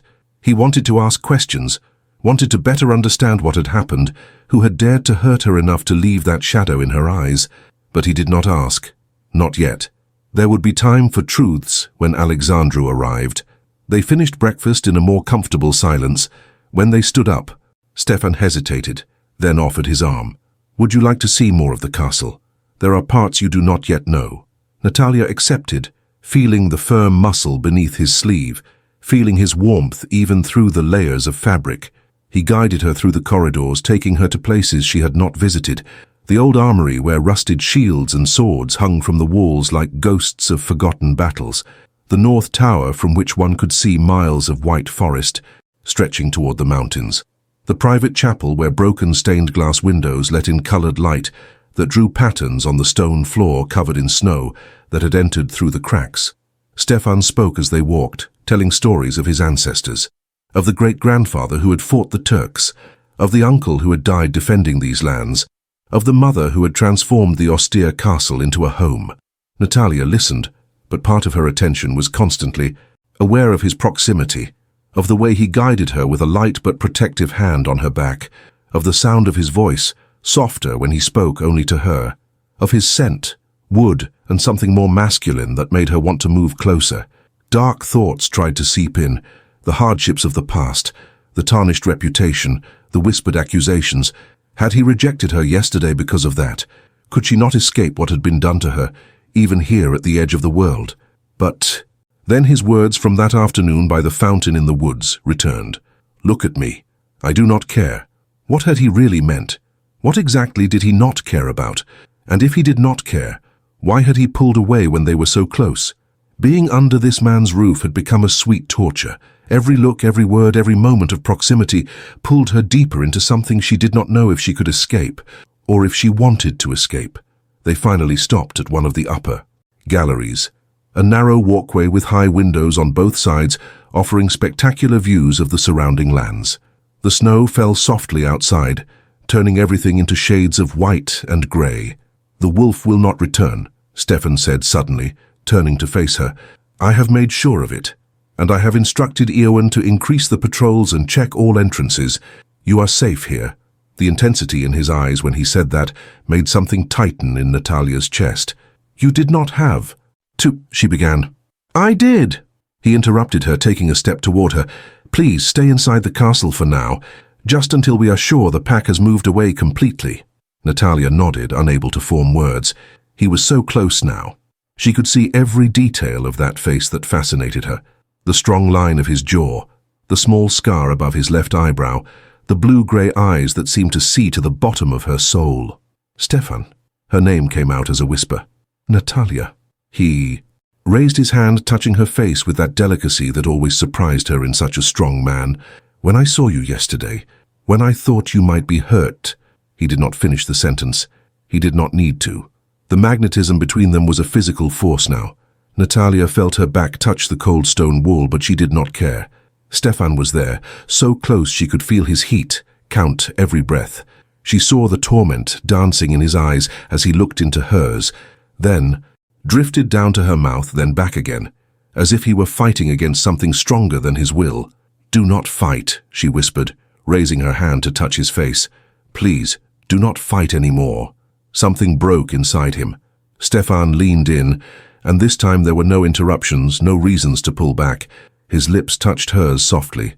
A gentle kiss, almost reverent, as if she were something precious or almost ethereal that he feared would vanish at the lightest touch. Natalia closed her eyes, feeling the whole world shrink to this point of contact. The texture of his lips, the heat, the tenderness that contradicted all his austere appearance.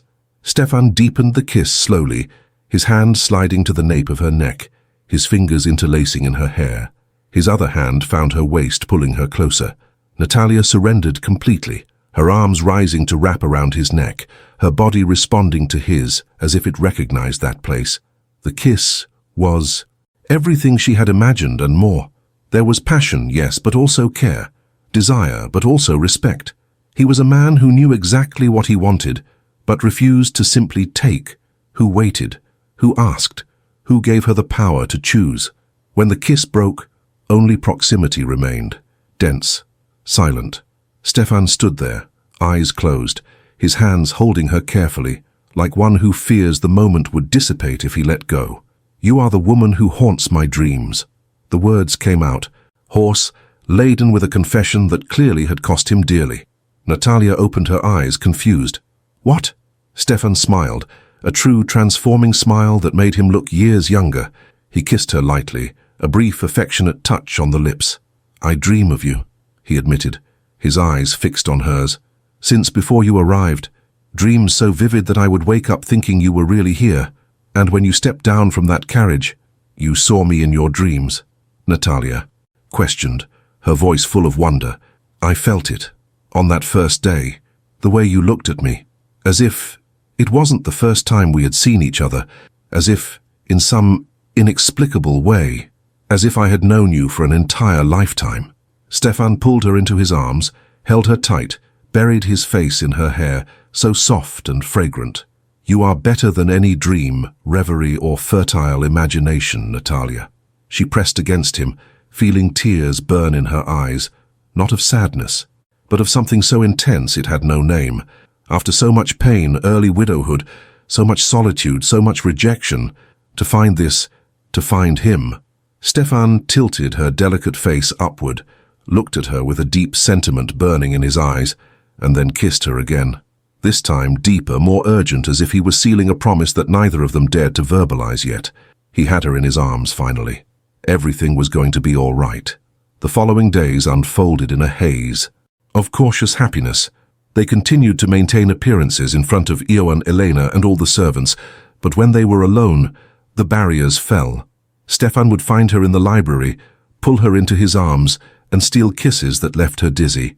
Natalia would seek him out in the office, standing by his chair while he worked, her fingers playing distractedly with his hair. They spoke more now, about many things, about books and philosophy, about childhood memories and forgotten dreams, about fears they rarely admitted to anyone, but there were topics they still did not touch. Natalia's past remained shrouded in careful silences, the future, a territory that neither of them dared to explore. Until, on a morning of rare sun that made the snow sparkle like diamonds, Iowan entered the breakfast hall where Stefan and Natalia were seated. "Domnul," the servant bowed. "There is a rider approaching, alone, carrying the banner of the Moreni." Stefan stood up. Immediately, Natalia followed him to the window, watching as a solitary figure crossed the bridge, the horse leaving deep tracks in the fresh snow. Alexandru had arrived. The friend dismounted in the courtyard, handed the reins to a servant, and shook the snow from his heavy cloak. He was a few years younger than Stefan, his face marked by the cold and by scars from old battles, his dark eyes shining with intelligence and humor. Natalia ran downstairs, unconcerned with decorum. When Alexandru saw her, his face lit up. "Natalia!" He wrapped her in a brotherly embrace, lifted her off the ground, and laughed when she protested. "Let me look at you. You are well.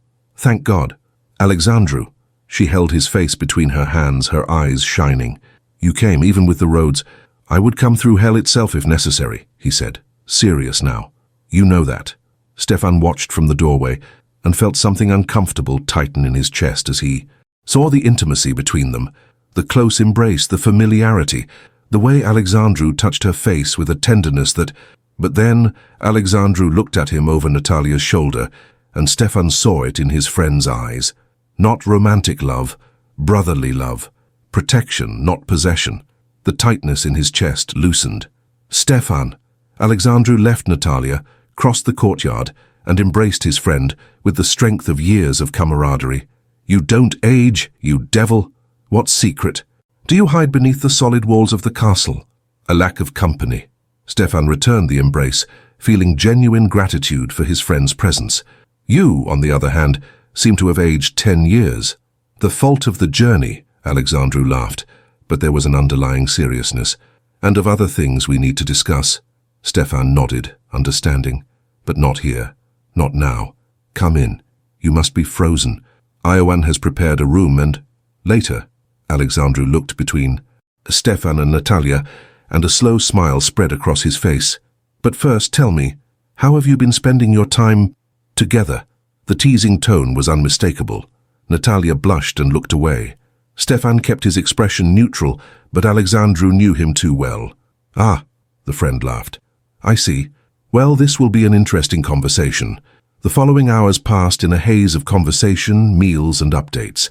Alexandru spoke about Bucharest, the court, and the growing political tensions. Natalia listened and contributed when appropriate, but Stefan noticed how she became quieter when certain topics arose. He also noticed how Alexandru observed both of them with those sharp eyes, seeing more than Stefan would have liked. When they were finally alone, Stefan had led him to the office under the pretext of showing him some documents. Alexandru wasted no time. "You love her." It was a direct and unerring observation. Stefan turned, meeting his friend's steady gaze.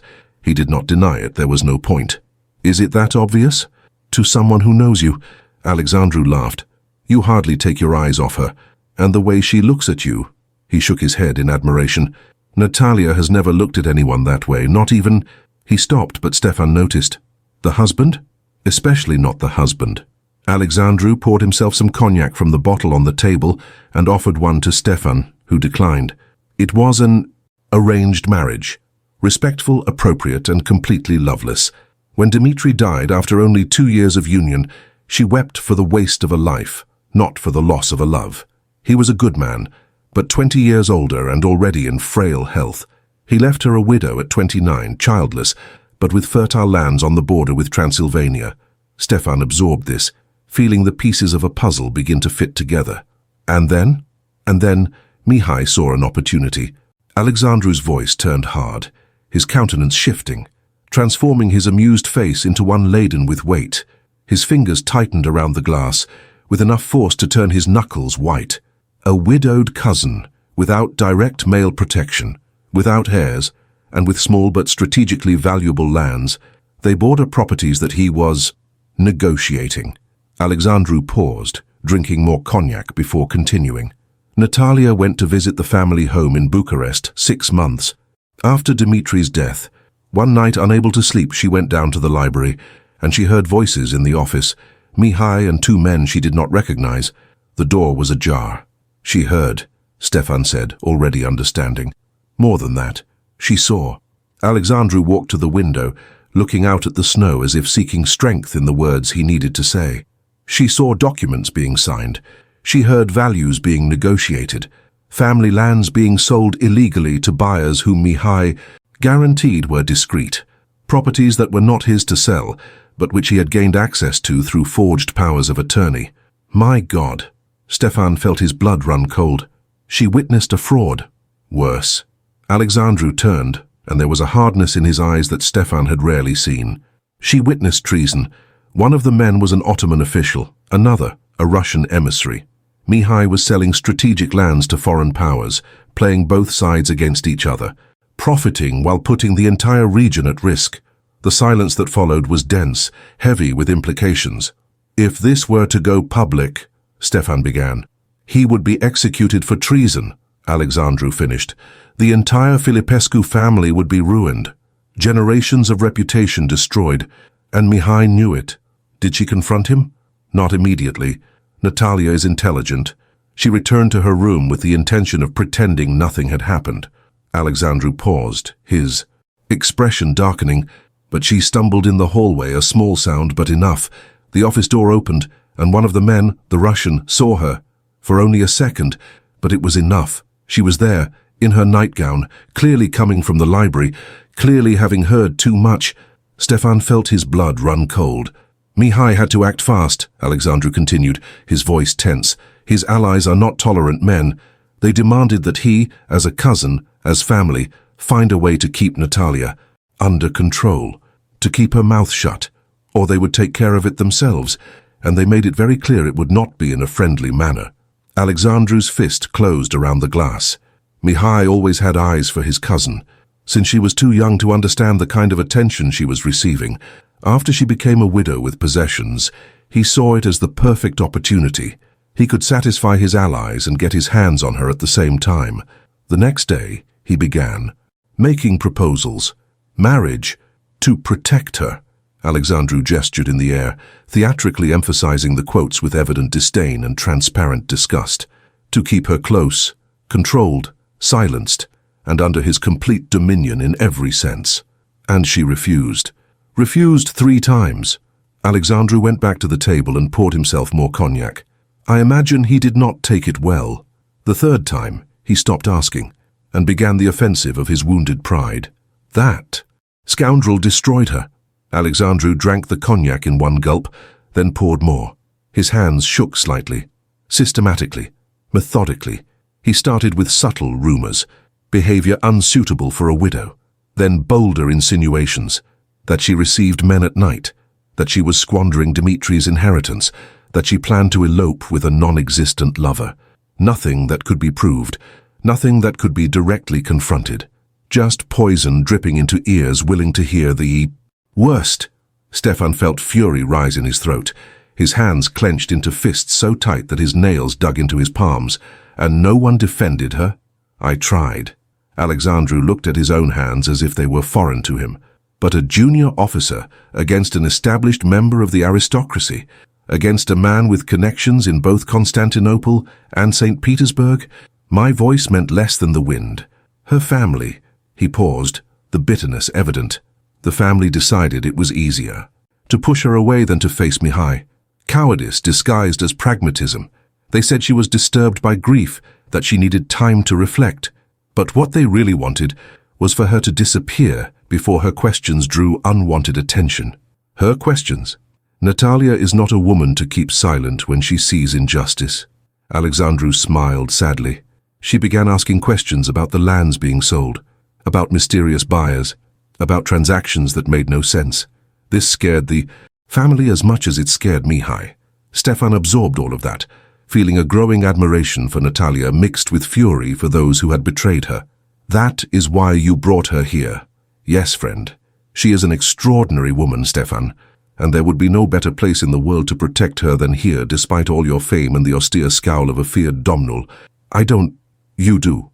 Alexandru laughed, and it works wonderfully well. But with her, his smile softened. In the short time I've been here, I could already see with her you are different, human again, and that makes me happy, friend, to see that she managed to melt that solitary heart of stone you insist on keeping. Stefan could not resist. He smiled truly, shaking his head. So that was your plan, to send a beautiful woman to tempt me. If it worked, I won't apologize. Alexandru, the truth, friend, is that precisely because I know who you are and your influence, I dared to ask you to take her in. Alexandru met Stefan's eyes with an intensity that allowed no doubt. Because I know what kind of man you are. I know you would rather die than dishonor or fail someone under your protection. Here, far from everyone, she could not be found by her tormentors. I know you would defend her with your life. He made a strategic pause, a different spark dancing in his brown eyes. And because, He hesitated strategically, because I truly had an intimate suspicion, almost an intuition, that perhaps you two needed each other.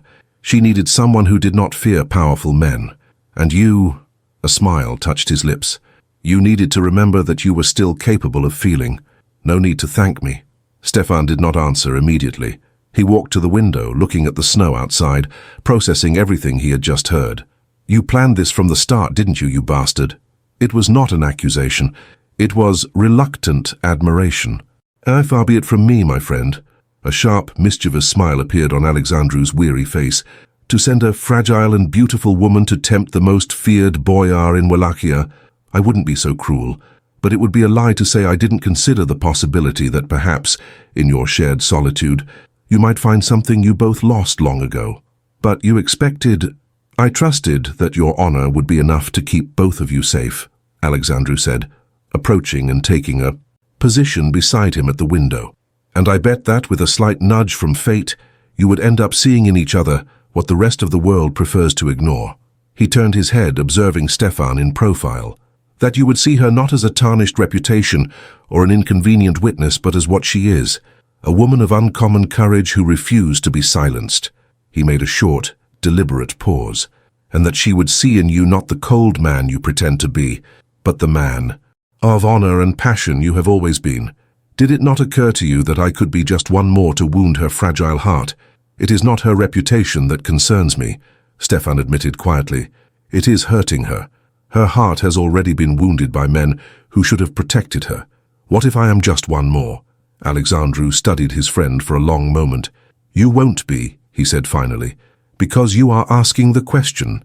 Men who hurt women never ask. They never care.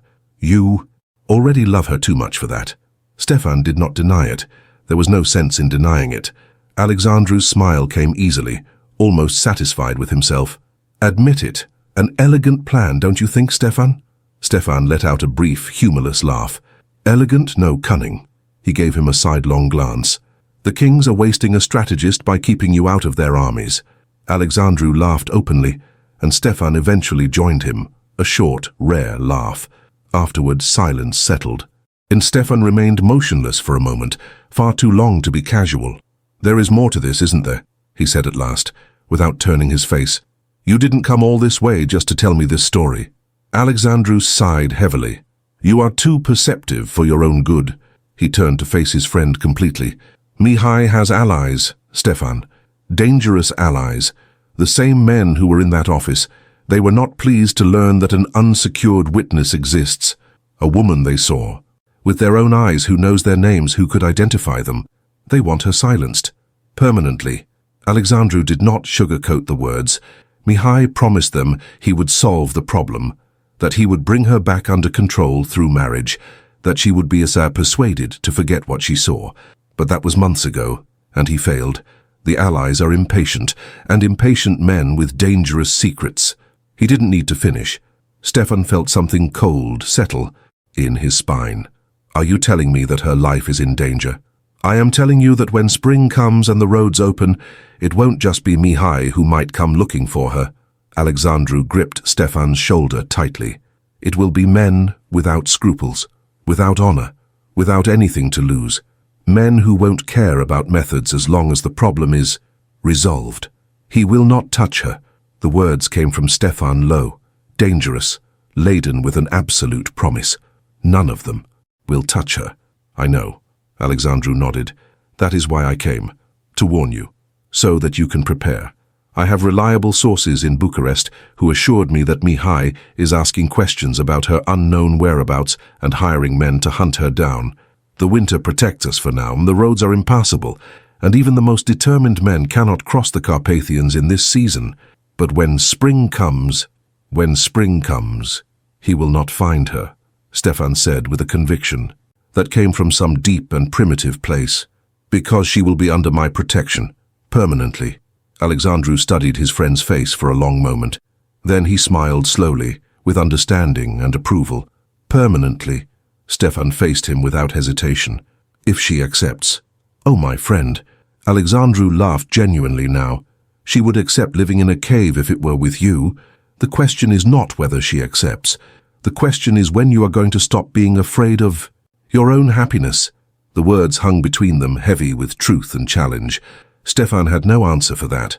Or rather he did, but it was a truth he was still learning to accept, that perhaps he deserved to be happy, that perhaps the past did not have to define the future, that perhaps loving Natalia was not a betrayal of anyone, but rather the first truly personal choice he had made in years. Before he could respond, there was a knock at the door. Natalia entered, carrying a tray with tea, and Stefan felt his heart tighten at the sight of her. So beautiful, so unaware of the danger surrounding her, so confident that here, in this castle, she was finally safe, and she would be. He would make sure of it, even if he had to face the full weight of the corrupt Bucharest aristocracy to keep her so. "I thought you two might—" She stopped upon seeing their serious expressions.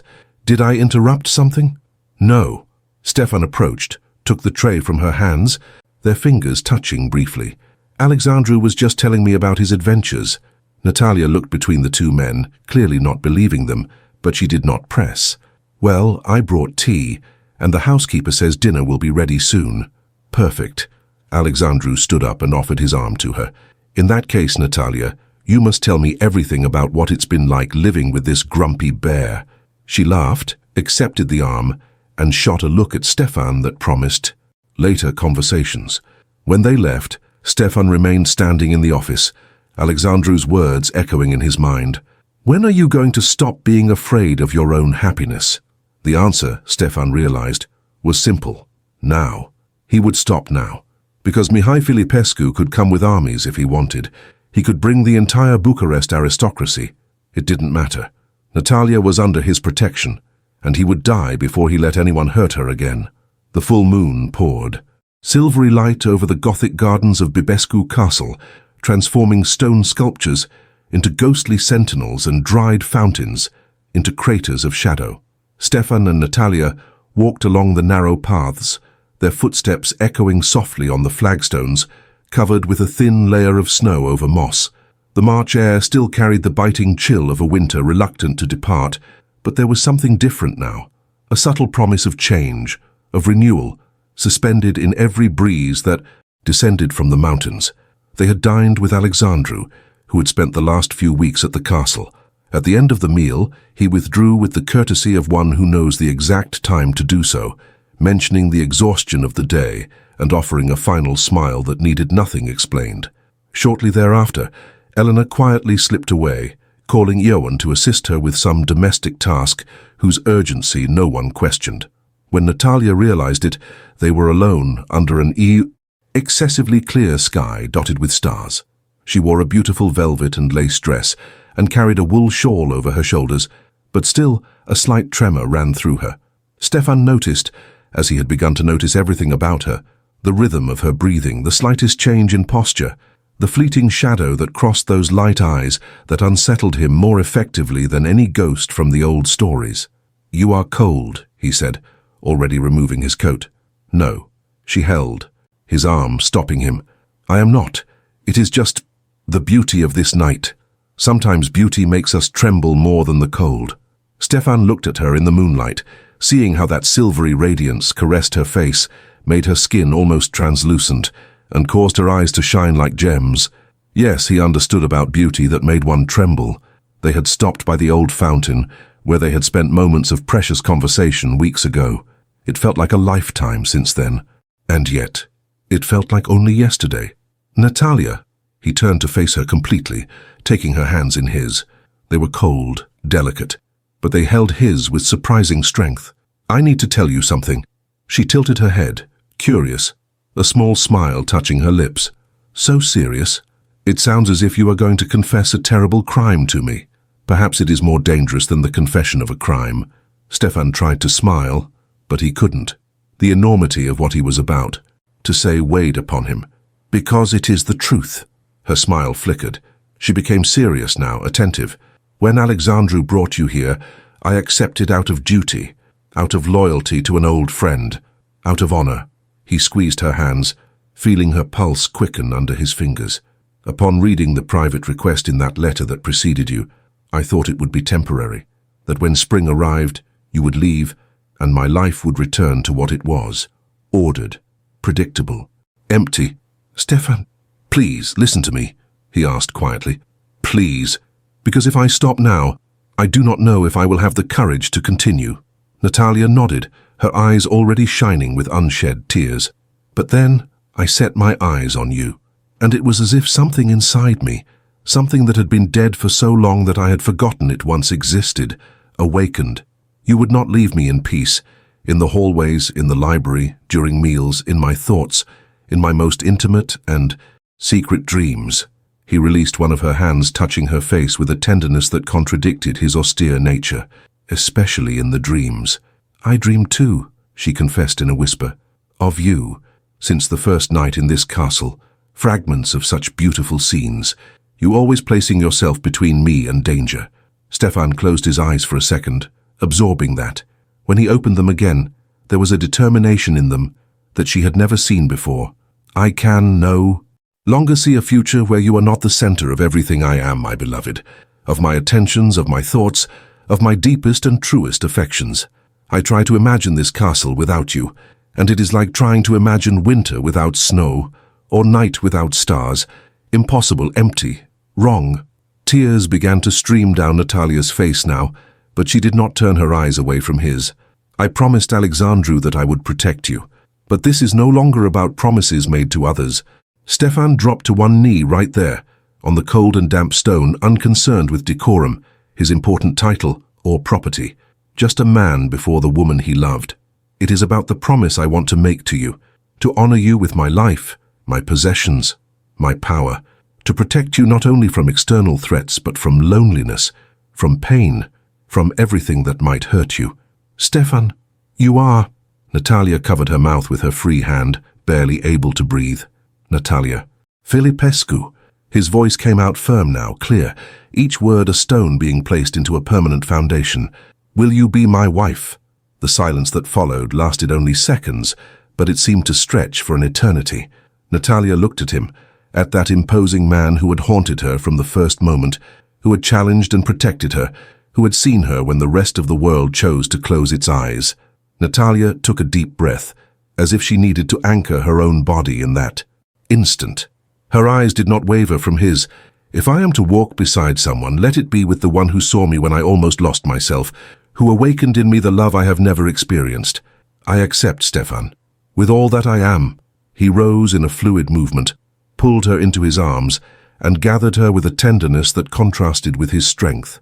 Natalia buried her face in his chest, letting her tears wet his coat, feeling his heart beating strongly against her ear. "I wish to make you mine in the coming days," Stefan said softly, his lips against her hair. "I do not want to wait. I cannot wait. Every day that passes without you carrying my name is a day stolen from us." Natalia raised her face, saw the urgency in his eyes, and understood. It was not just desire, it was necessity, it was protection, it was the most fundamental way of telling the world that she belonged to him and he to her. "Then let us not wait." She touched his face, feeling the roughness of his beard under her fingers. "When? Tomorrow I will seek out Father Andre." Stefan already had everything planned, she realized. "He has been my confessor for years, a man of honor, God-fearing, a defender of just causes. If I explain to him, he will understand," Natalia completed, smiling through her tears. "And he will marry us discreetly." "Yes, within a few days. To protect your name and your location," Stefan confirmed, "until we can reveal it without putting you in danger." She nodded, understanding the wisdom of it. Then, rising on her tiptoes, she kissed him with all the gratitude, all the love, all the promise that could not fit into words. He returned the kiss with intensity, making her sigh and smile. And under that moon that had witnessed so many stories throughout the centuries, one more began. The following week passed in a haze of secret preparations and restrained anticipation. Father Andre arrived on a grey afternoon, an elderly man, with piercing eyes and a white beard that seemed to have been carved from marble. Stefan talked with him for hours in the office, and when they finally emerged, the priest held Natalia's hands between his, looked deep into her eyes, and said only, "God blesses those who love each other with truth, and I see truth here." The wedding was set for the following Thursday, in the estate's chapel, which had been cleaned and prepared in haste by Elena and the servants. Candles were lit, wild, flowers brought from the slopes, small and white, resistant to the late cold. There was no luxury, no ostentation, only ancient stone, candlelight, and the presence of the few people who mattered. On the morning of the ceremony, Natalia was in the small parlor adjacent to her quarters when there was a knock at the door. Stefan had just stepped out momentarily to check the final preparations in the chapel, leaving her with Elena, who was adjusting the delicate lace of the dark blue silk dress, the only appropriate attire Natalia possessed, an inheritance from her mother. It was young Vasile, the son of one of the woodcutters who worked on Stefan's lands, and to whom the Boyar had sent generous help at the beginning of winter when illness had taken his father, leaving him bedridden. A lad of no more than 18 years, his face marked by labor in the cold, his calloused hands holding something with almost reverent care. "Madame," he made a clumsy bow, extending a bundle wrapped in simple cloth. "My mother asked me to bring this. She heard that you are to marry the domnall today." Natalia took the bundle and opened it carefully. Inside was a hand-woven blanket, small, perfect for wrapping a baby. The yarns were of natural wool in shades of cream and brown, the pattern simple but made with evident love in every meticulous stitch. "She says," Vasile continued, his cheeks flushing, "that it is to warm the couple's first child when it comes into the world, in gratitude for the great help we had from the Boyar when my father fell ill last winter." Natalia felt tears burn her eyes. She held the blanket against her chest, feeling the soft texture, imagining one day being able to use it. "Tell your mother," she had to pause to control her voice, "tell her that this is the most precious gift I could receive, and that I will pray to be worthy of it." Vasile made another bow and withdrew discreetly. Natalia was still, looking at the blanket when she heard familiar footsteps behind her. Stefan had returned, and by the way he stopped on the threshold, she knew he had witnessed part of the scene. "What do you have there?" he asked, approaching. Natalia turned, showing him the blanket with her eyes still shimmering with tears. "A gift from Vasile's mother, the young woodcutter, for our first child." Stefan took the blanket, examining it with that careful attention he dedicated to everything. She touched. Then he returned it to her hands and leaned in, his lips brushing Natalia's ear, while Elena discreetly pretended to be very busy arranging the flowers on the other side of the room.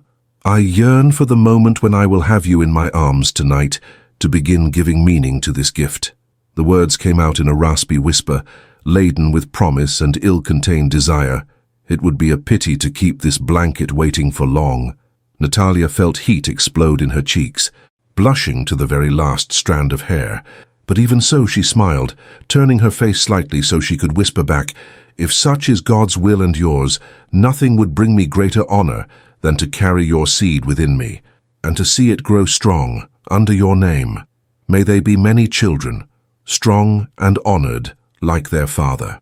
Stefan stepped back just enough to gaze into her eyes, and Natalia perceived there the silent glow of pride, the deep satisfaction of a man upon hearing. From the woman he loves the promise of continuity and legacy. He smiled, that rare and transforming smile she had learned to provoke, and kissed the top of her head with tenderness.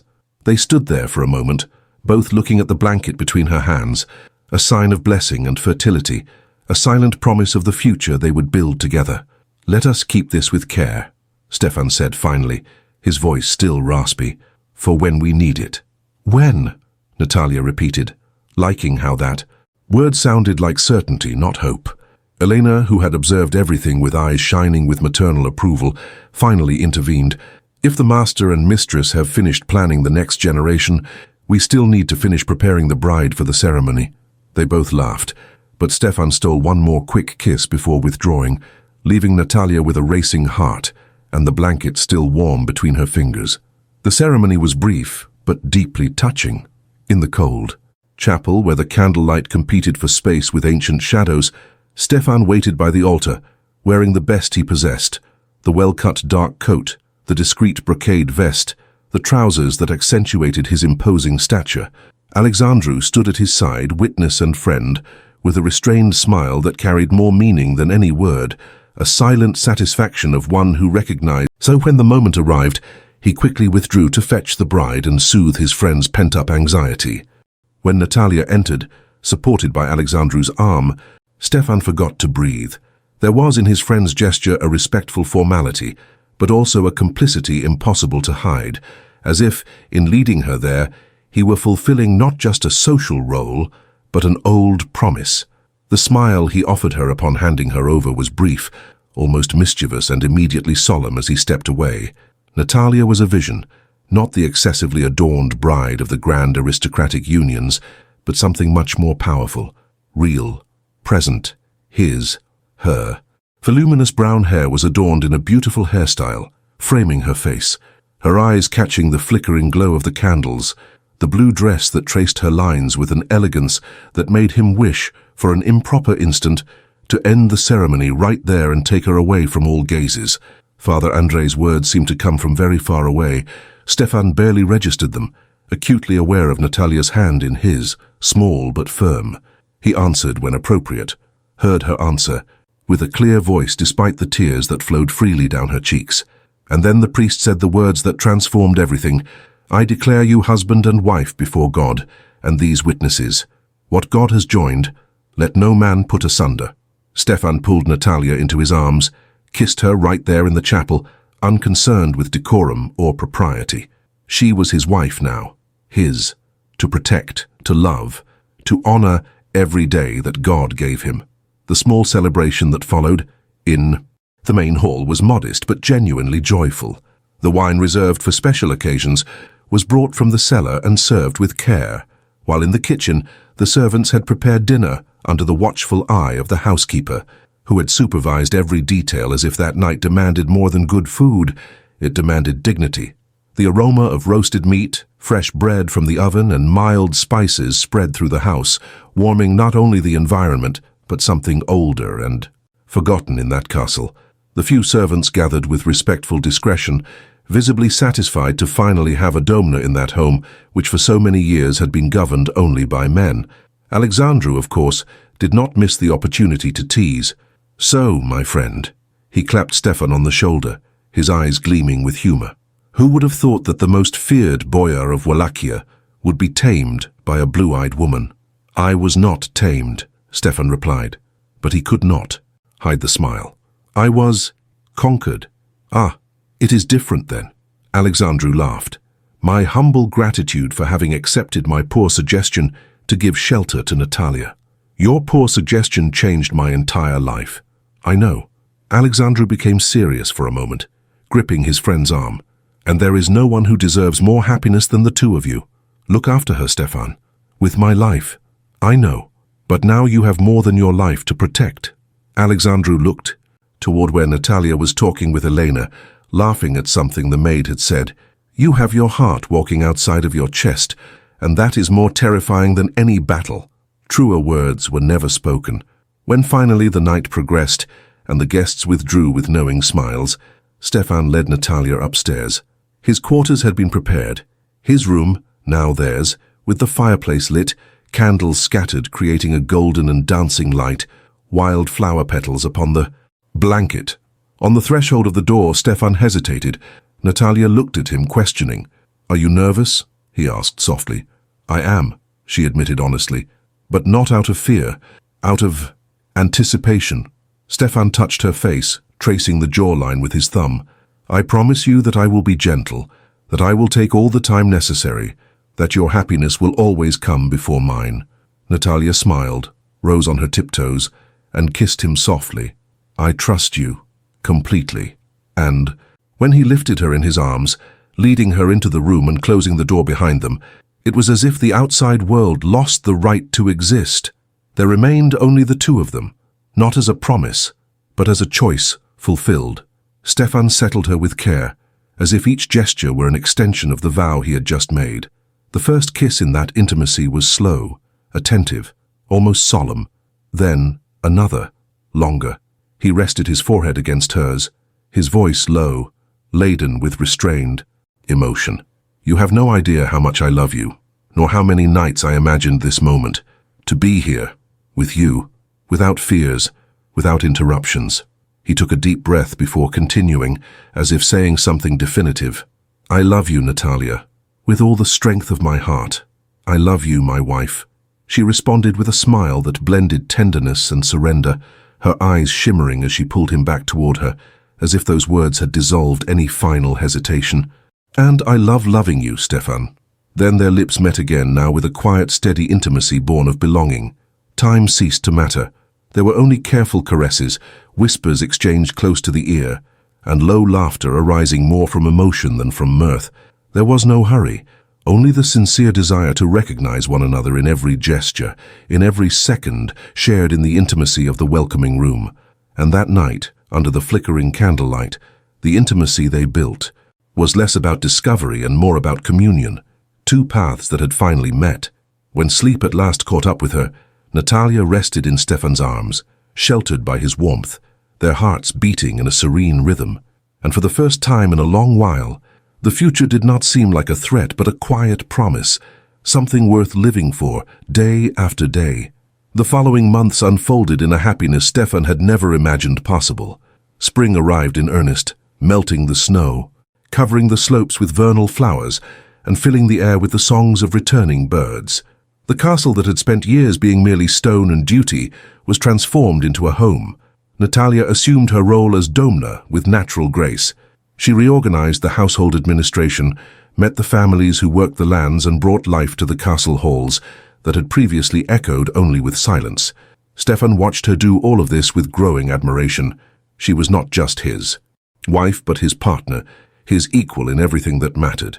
The nights were theirs. They talked for hours by the fire, read to one another, and loved each other with a passion that did not diminish but only deepened. Stefan discovered new ways to make her laugh, to make her sigh, to make her say his name in that way that made him feel more alive than anything else. One morning, while they were still in bed, the golden spring light streaming through the half-open curtains, Natalia, lying against Stefan's chest with that satisfied languor that followed their most intimate mornings, he teased near her ear, "If we go down for breakfast now, Alexandru will know exactly why we are late." She blushed instantly, hiding her face against his neck. "Stefan." "He already knows anyway," Stefan continued, his fingers tracing lazy patterns on her bare shoulder. "Last night, he made 3 different comments about how much better I've been sleeping lately, as if the reason weren't absolutely obvious." Natalia raised her head, her blue eyes shining with humor and a touch of shyness. "And do you?" He smiled softly and pulled her closer, planting a tender kiss on her forehead. "I sleep in peace as never before." He paused briefly, as if choosing the right words. "Because I wake up with you in my arms, and I know you are not a dream to be undone by the morning. Because I can kiss you without fear that you will disappear when I close my eyes." His voice softened even more. "Every night with you erases years of sleeping alone in this bed, convinced that this was all I was meant to have." The teasing had turned into a confession. Natalia touched his face, seeing the raw truth in his eyes. "You will never sleep alone again," she promised softly. "Not for a single night. Wherever you are, I will be." Stefan turned to face her completely, his eyes roaming over every detail of that face he loved, lips still rosy from kisses, flushed cheeks, hair disheveled upon the pillows. Beautiful. "Do you know what I discovered?" he asked, his voice husky. "That I can be completely happy.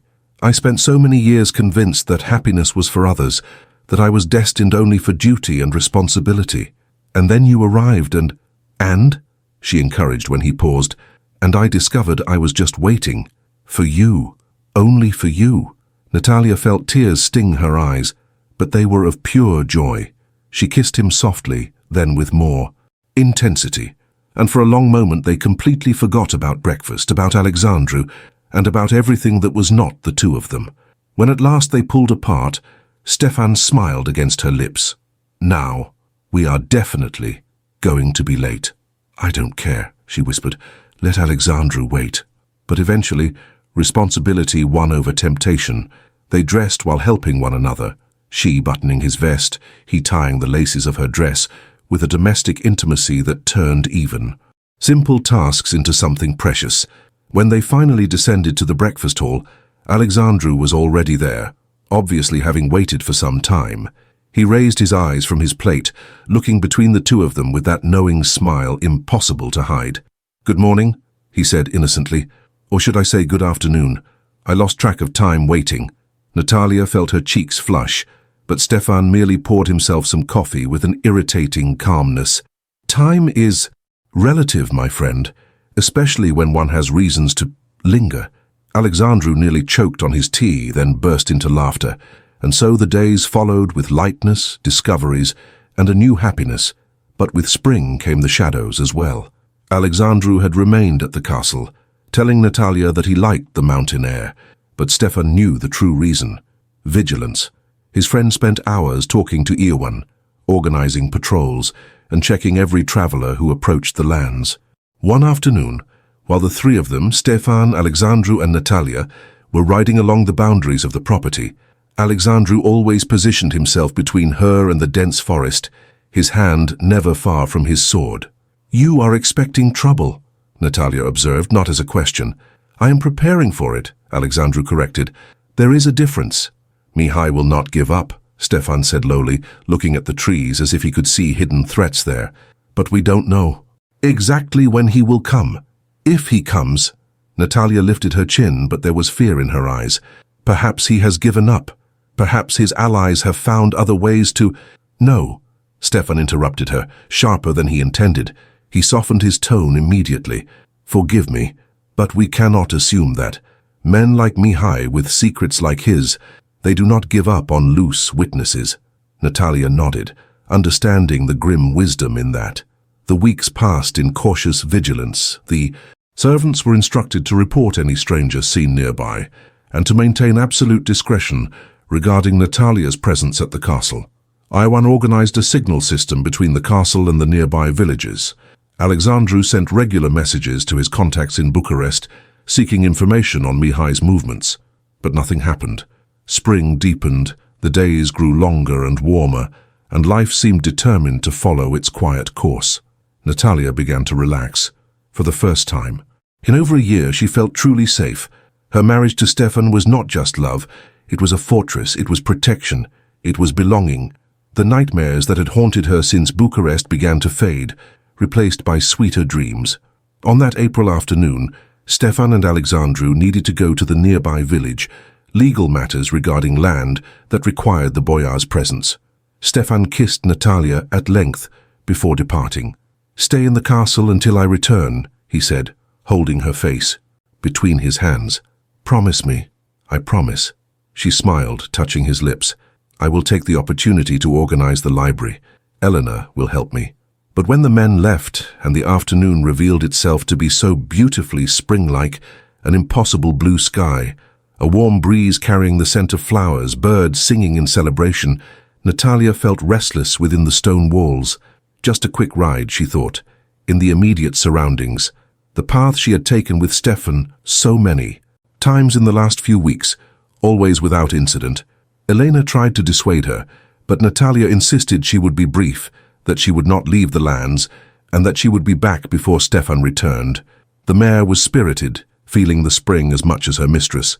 Natalia rode through the meadows that were now exploding in green and colorful flowers, feeling the sun on her face and the wind in her hair, which she had left loose.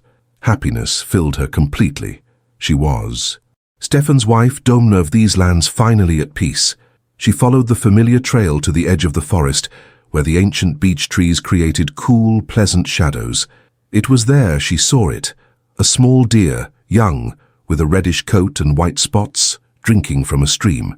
It was so beautiful, so perfectly spring-like that Natalia could not resist. She dismounted, tied the mare to a low branch, and followed the little animal, which seemed to have no fear of her. She walked among the trees, fascinated, following the deer as it moved gracefully over the carpet of new leaves. The light filtered through the canopy, created dancing patterns on the forest floor. Birds sang above. It was like a fairy tale. Only when the deer finally startled at something and disappeared among the bushes did Natalia look around and realize. She did not recognize where she was. She had wandered further than she intended, following the animal without paying attention to the direction. The trees here were denser, the trail less defined. She felt the first sting of worry but brushed it aside. She would go back the same way. She just had to follow. A branch snapped. Natalia froze, turning toward the sound. "Wolves?" Her heart began to race, remembering the terror of that night months ago. A latent fear made her heart accelerate, but what emerged from the trees was not a wolf. It was men, 5 of them, dressed as ordinary travelers but with something in their eyes, something predatory, something that made every instinct in Natalia scream danger. The one in front, a middle-aged man with a dark beard and a scar running across his forehead, smiled. It was not a pleasant smile. "Well, well," he said, his voice drawling and amused. "What have we here? A beautiful runaway lady, so far from the castle where she hides, and so unprotected." Natalia backed away, but 2 other men had already moved, cutting off her escape route.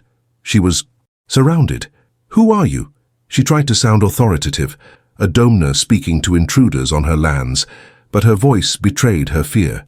"These are private lands. You must leave immediately." The leader laughed, a humorless sound. "Ah, but we have come from so far. It would be discourteous not to accept the hospitality of this land." His eyes raked over her in a way that made Natalia's skin crawl, especially when the very target of our relentless search presents us with her gracious presence after so many months.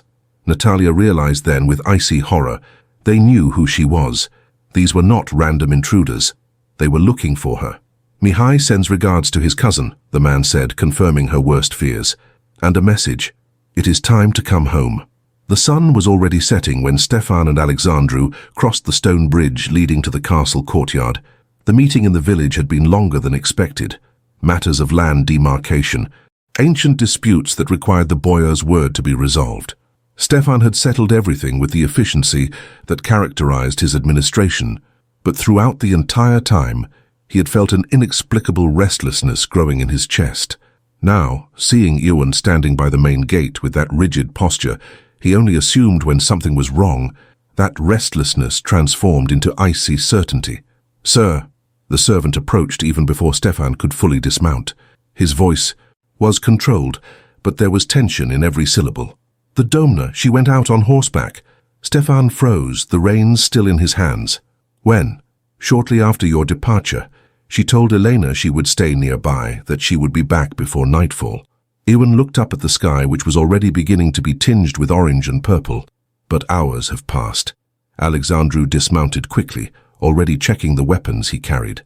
His eyes met Stefan's with grim understanding. "The rumors," he said lowly. "The men who were seen in the nearby taverns asking questions, they weren't just rumors." Stefan felt something cold and brutal settle in his spine. He turned to Iwan, his voice coming out lower, more dangerous than any shout. "Did no one see her leave? Did no one accompany her?" "She insisted on going alone, sir.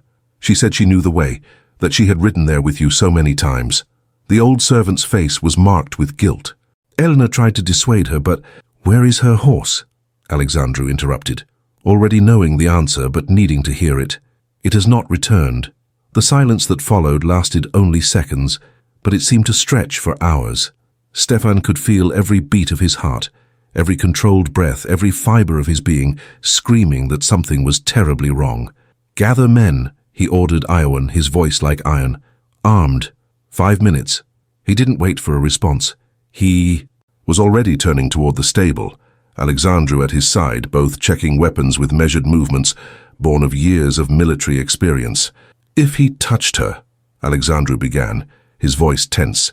"Do not finish that sentence," Stefan cut him off, loading his pistol with steady fingers despite the storm raging inside him.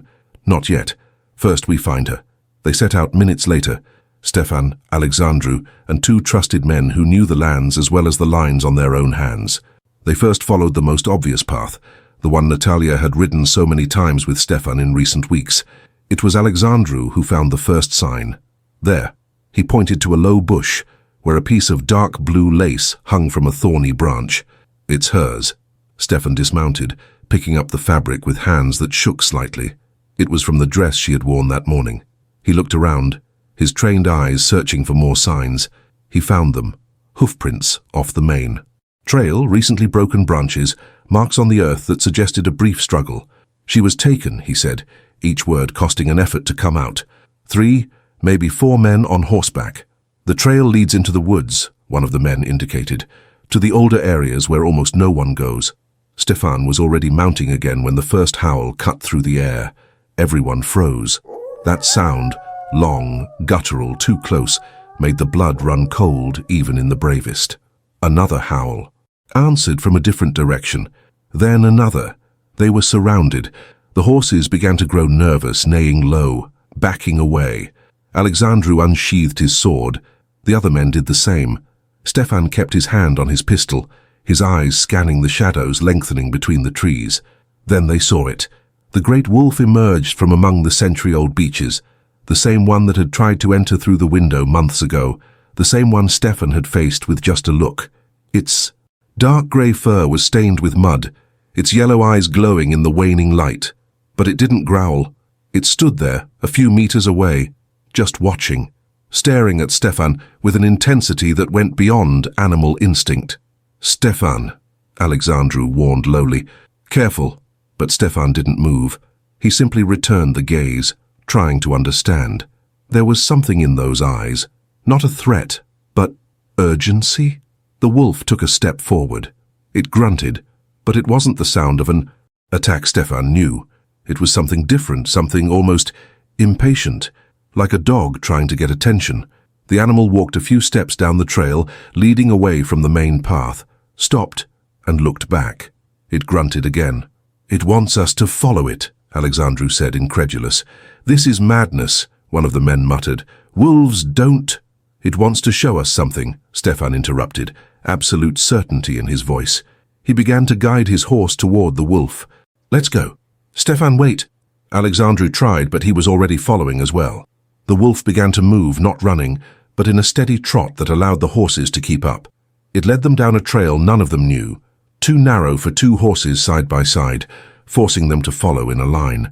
Other wolves began to appear on the flanks, grey shadows moving in parallel, keeping their distance but clearly keeping pace. Stefan counted at least 6. An entire pack, the piece of lace, appeared again caught on a fallen log, then another further on, as if Natalia were leaving a deliberate trail, or as if her dress were being torn as they dragged her along. The fury in Stefan grew with every sign, but he kept it controlled, frozen. He needed a clear mind. He needed to think. The great wolf stopped suddenly, threw back its head, and howled. It wasn't a hunting howl. It was a call, an announcement. The other wolves answered, their howls echoing through the trees, creating a wild and terrifying symphony. Then the alpha wolf began to run. Stefan spurred his horse, following it through paths that could hardly be called trails. Branches whipped his face. Roots tried to trip the animal, but he didn't slow down. He could hear Alexandru behind him, the other men struggling to keep up. They rode for what felt like eternities, but was only minutes. Then, as abruptly as it had started to run, the wolf stopped. They were at the edge of a small, hidden clearing. Ahead, between the trees, Stefan could see smoke rising. A wooden structure, male voices. The wolf turned, looked at Stefan one last time. Then it vanished into the shadows, but Stefan could hear the others around them, encircling the place, low growls making the air vibrate with threat. Stefan dismounted in silence. Alexandru did the same.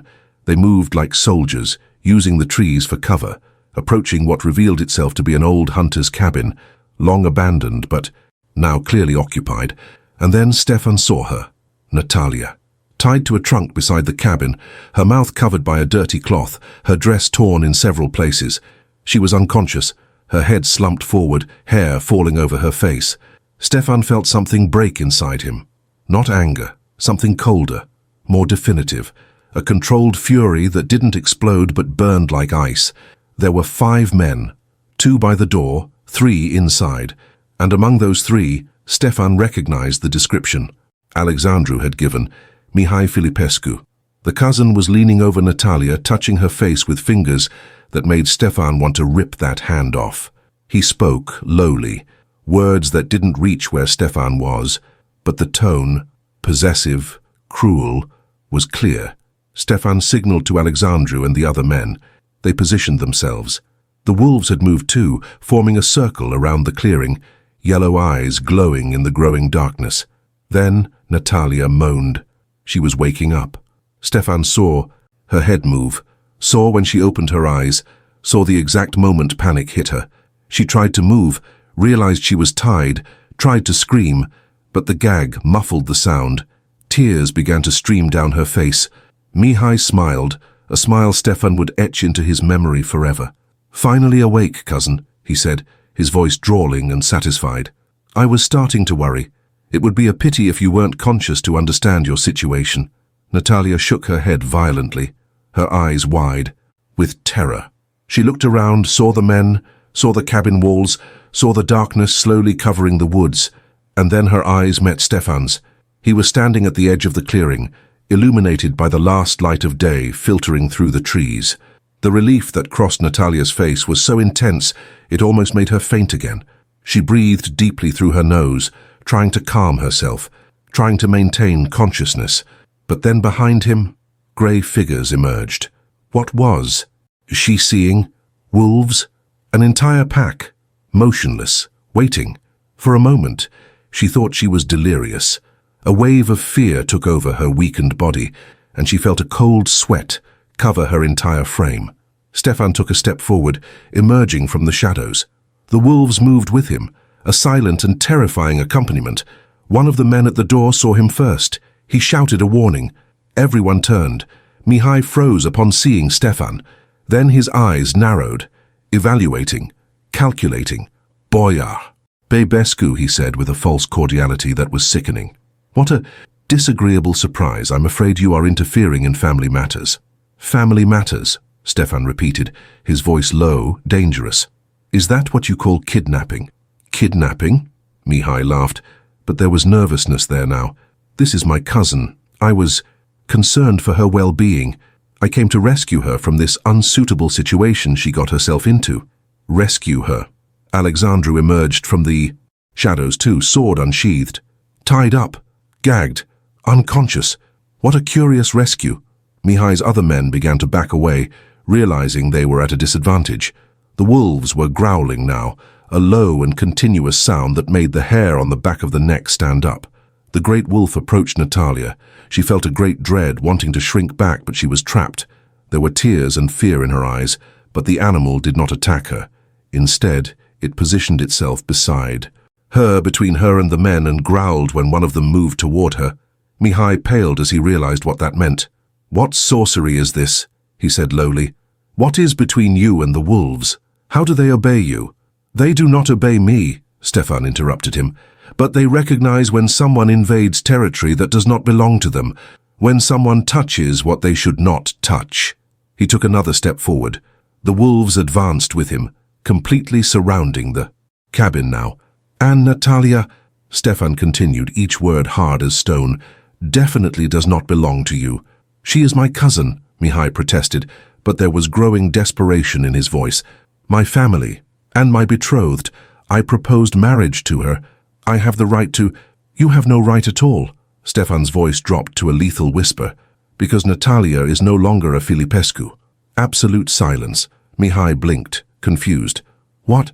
"She is Natalia Bibescu now," Stefan said, each word with crystal clarity. "My wife, under my name, under my protection, under my law." The shock that crossed Mihai's face was almost comical. He looked at Natalia, saw the truth in her eyes even through the tears, then looked back at Stefan. That is not possible. She cannot—" He struggled to form a coherent thought. "There was no announcement. There was no announcement because it was none of your business," Alexandru said dryly. "But it was legal. It was witnessed. It was sealed before God and men, and it was consummated. And now, Filipescu, you have a problem much larger than just kidnapping. You invaded a boyar's lands," Stefan continued, his presence seeming to grow in the darkness. "You touched a boyar's wife. You threatened the one who is under protection not just of name but of law. This is not just a crime. It is a direct challenge to my authority, to my honor." One of Mihai's men dropped the knife he was holding. The sound of metal hitting the earth was loud in the tense silence. "Sir," he began, his voice trembling, "we didn't know. He said she was just hiding in the castle and—" "Silence!" Mihai cut him off, then turned back to Stefan. The mask of civility began to crack. "She saw things she shouldn't have seen. She knows things she shouldn't know. You don't understand. There are powerful men involved, men who will not accept—" "That she speaks." Stefan took another step, He was only a few meters away now. That she testifies about your illicit negotiations, about land sold to enemies of Wallachia, about treason involving both Turks and Russians? Mihai turned completely pale. Yes. Stefan smiled, but there was no humor there. We know everything, and you have two paths now, Filipescu. You can come peacefully, answer to the proper authorities, face justice under the law, or, the wolves growled louder, white teeth glistening, or I can let my allies resolve this in a simpler way. You can't prove anything. Mihai tried, but it was desperation now. The word of a woman against mine, against established men. The word of a boyar's wife, Alexandru corrected. Witnessed, corroborated by documents already being examined, by investigations that have already begun. Your powerful allies, Mihai, they are already turning away from you like rats from a sinking ship. It wasn't true yet, not completely, but it would be.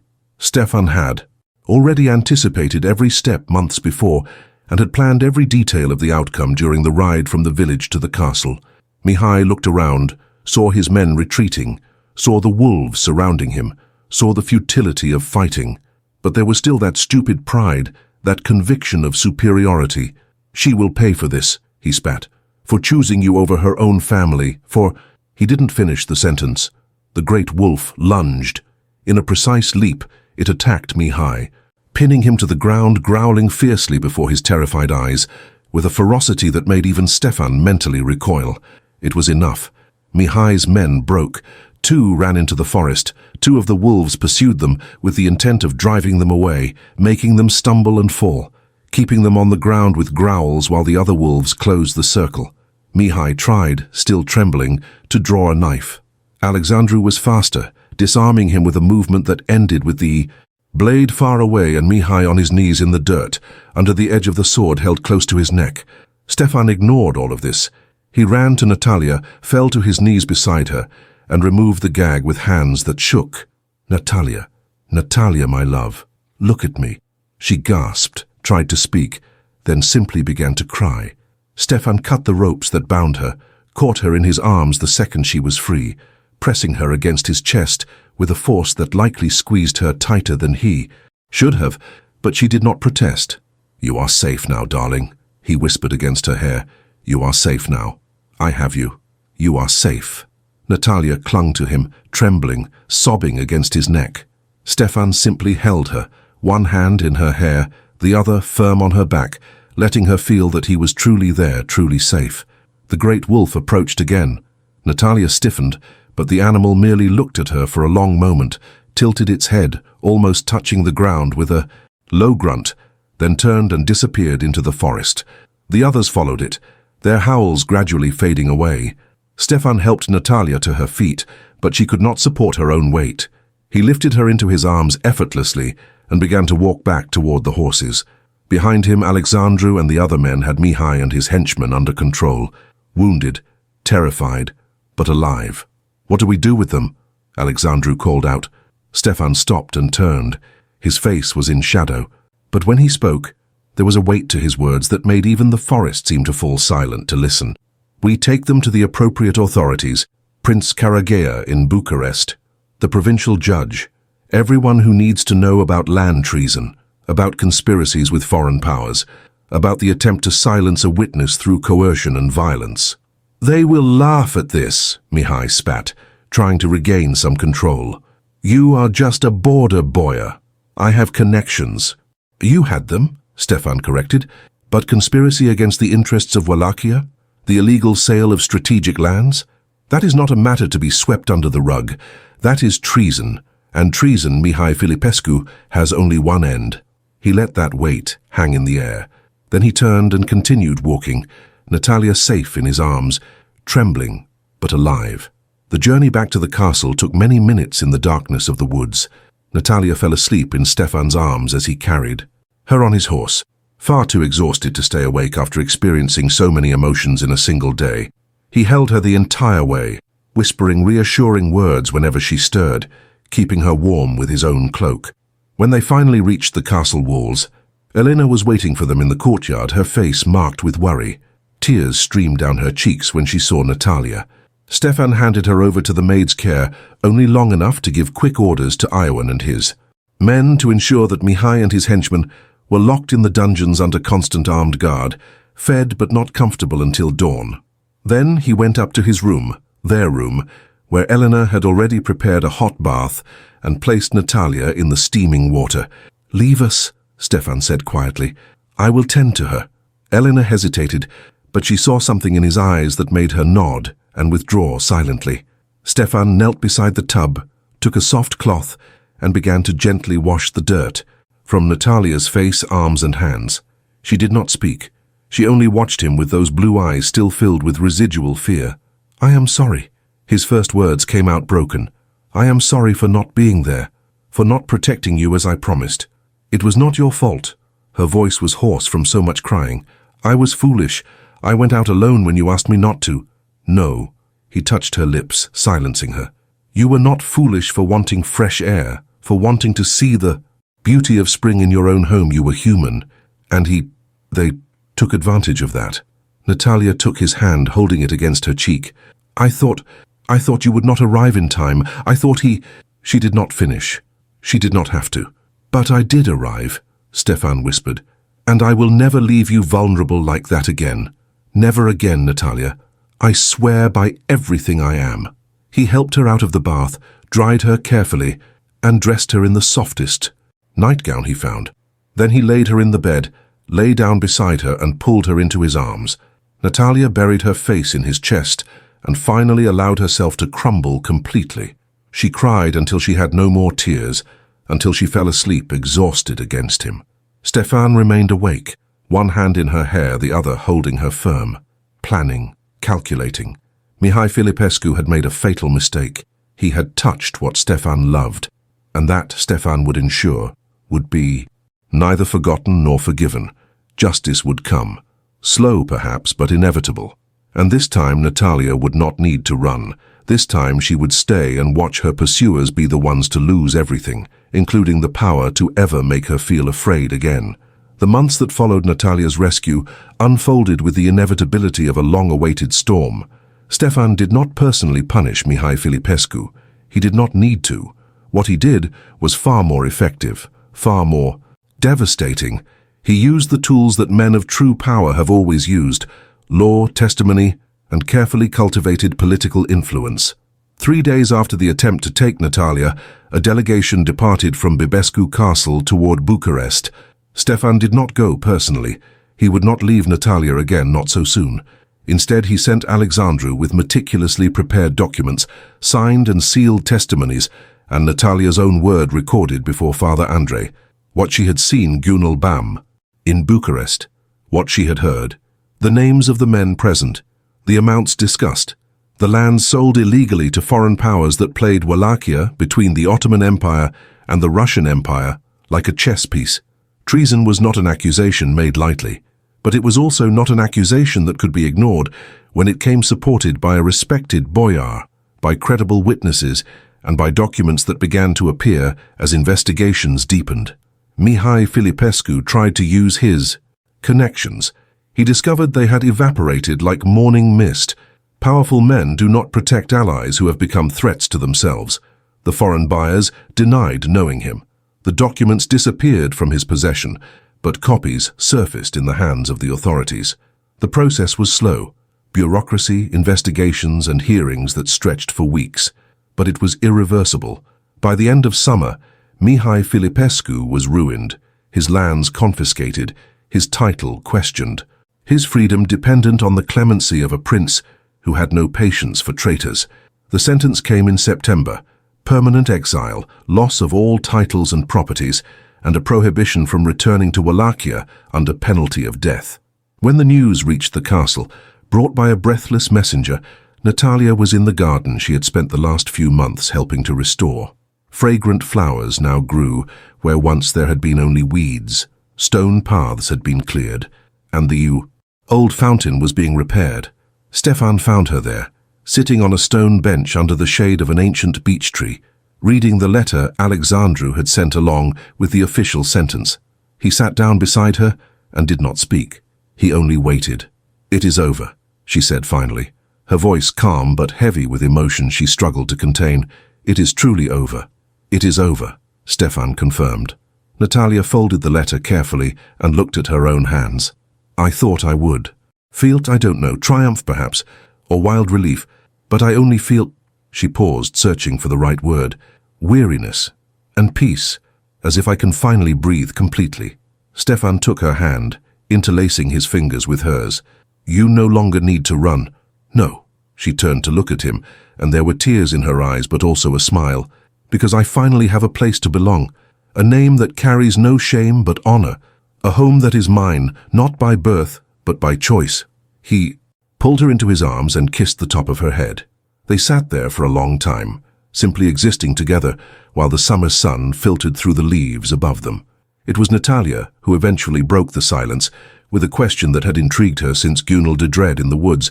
"Stefan, the wolves that day, why did they help you?" He was quiet for so long she thought he would not answer, but then she felt him sigh, felt him begin to speak softly.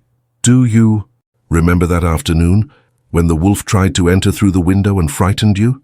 How could I forget? It was terrifying. After taking you to your room, I went out to drive the animal away. I followed its tracks through the snow with one of my men accompanying me." Stefan paused, and Natalia felt the tension in his muscles. "I found it in the woods, no more than a kilometer from the castle, but it was not alone." Natalia pulled back slightly to see him. "What?" "There was a female, caught in a hunter's trap, one of those cruel ones with metal teeth that break bones." Stefan's voice was heavy with something dark. "She had been there for hours, perhaps more than a day. Her paw was mangled, bleeding, dying slowly." "Oh God!" "The male, the large one you saw, was beside her, restless, desperate. When he saw me, he did not attack. He just looked at me, then at her, then at me again." Stefan shook his head, still amazed by the memory, as if he were asking for help. Natalia covered her mouth with her hand. "What did you do?" "What any decent creature would do," he said simply. "I freed her. It took time. She was terrified. She tried to bite me, even with her paw trapped. But I managed to open the trap. I cleaned the wound as best I could, and used strips of my own shirt to make a makeshift bandage. And the male? He watched everything. He did not move. He did not growl. He just watched." Stefan looked toward the forest in the distance. When I finished and stepped back, he approached her and helped her up. Before they left, he turned and looked at me again. I don't know how to explain it, but there was recognition there. Gratitude, perhaps. "That is why they stopped prowling around the castle," Natalia realized. "Yes, for months I did not see them. I thought perhaps they had migrated, that the female had not survived." He squeezed her hand. "Until that day, until you disappeared." He appeared on the trail as if he knew, as if he had been waiting for a chance to repay the favor. "He led you to me?" she whispered in wonder. "Yes, he returned the favor," Stefan confirmed. "He led me to you when I needed it most. And later, when we faced Mihai, the whole pack came. They protected you as if you were one of their own." Natalia remained silent, processing that. Then, softly, "Perhaps they recognize similar souls. You saved his mate. He saved yours." Stefan smiled and pulled her back, into his arms. "Perhaps. Or perhaps the world is more mysterious than we admit. Either way, I owe that wolf a debt I can never repay." "I think you have already paid it," Natalia said quietly, "by giving him and his mate safe space on these lands. Peace to live." They stayed that way until the sun began to decline, painting the sky orange and purple. As the summer matured, Bibescu Castle was transformed, not in its structure. The stone walls remained the same, the towers still rose, sternly against the sky. But in its essence, in its soul, there was change. There was life now. Natalia assumed her role as Domna, not as an empty title, but as a calling. She met every family that worked the lands, learned their names, their children, their stories. When the blacksmith's wife fell ill, it was Natalia who brought the doctor and ensured the woman had proper care.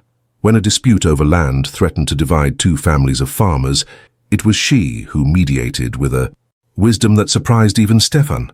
The people loved her, not with the fearful reverence they had for Stefan, but with genuine affection for someone who saw them not as servants, but as people. And Stefan transformed under that love. He was still austere in public, still maintained that imposing presence that made men respect his word, but the edges had softened. He smiled more. He laughed when Alexandru visited and made his habitual provocations. He participated in village celebrations instead of merely watching from afar. He was a man who had learned to share the weight, who had discovered that true strength did not come from enduring everything alone, but from allowing someone to stand beside him. One August night, after a long dinner where they laughed much and drank enough wine to leave them cheerful, but not intoxicated, Natalia and Stefan walked through the gardens under the light of a full moon. She had been quiet for some time, and Stefan noticed. He always noticed. "What is the matter?" he asked, stopping by the now restored fountain where crystal-clear water gushed again after decades of silence. Natalia did not answer immediately. She just looked at the water, at the reflection of the moon, at her own hands. Then, slowly, she took Stefan's hand and placed it over her womb. He did not understand for a second. Then he understood everything. "Natalia." His voice failed. 3 months, she said softly, her eyes shining. "The doctor confirmed it yesterday. Well, my cycles are not so regular, as you know. I really wanted to be sure before I told you." Stefan remained completely still, his hand still over her womb, where a tiny life was growing. His child. Theirs. 3 months, he repeated, as if testing the reality of the words. Since the beginning of summer, she confirmed, covering his hand with hers. Perhaps even before. Perhaps since those first weeks after the wedding when we could not stay away from each other. Something expanded in Stefan's chest, joy so intense it almost hurt, gratitude so deep it could not fit into words, love that went beyond anything he had imagined himself capable of feeling. He knelt right there, in the garden under the moon, and kissed her womb through the fabric of her dress. Then he raised his face and saw Natalia looking at him, with tears flowing freely. "You are going to give me a child," he said in wonder. "Or a daughter," she corrected with a smile. "We cannot choose." "I do not care." Stefan stood up and pulled her into a careful embrace, conscious for the first time that she carried something precious. "Boy, girl, as long as they are healthy, as long as they have your eyes. And your courage," she whispered against his chest. "And your kindness," he replied. They stood there, embraced while the moon bore witness, while the stars shone, while somewhere distant in the forest, wolves howled, not in threat, but in celebration of life, of continuity, of futures that unfolded like flowers in spring. Winter arrived again, bringing snow and silence. But this time, Bibescu Castle was prepared not only with provisions and firewood, but with hope. Natalia grew, her womb rounding, her face gaining that glow that pregnant women carry. Stefan surrounded her with care that bordered on the absurd, not allowing her to do anything strenuous, bringing her everything she desired, even when the cravings were strange. Elena laughed at his worry, but she was also moved.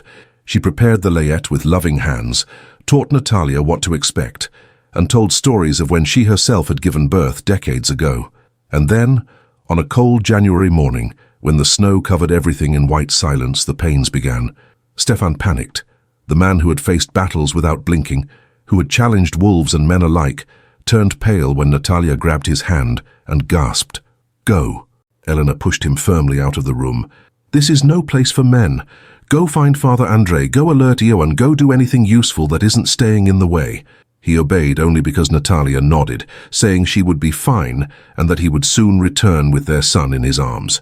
The hours that followed were the longest of Stefan's life. He walked the corridors like a ghost, unable to stand still, unable to concentrate on anything. He heard the sounds coming from the room. Natalia's.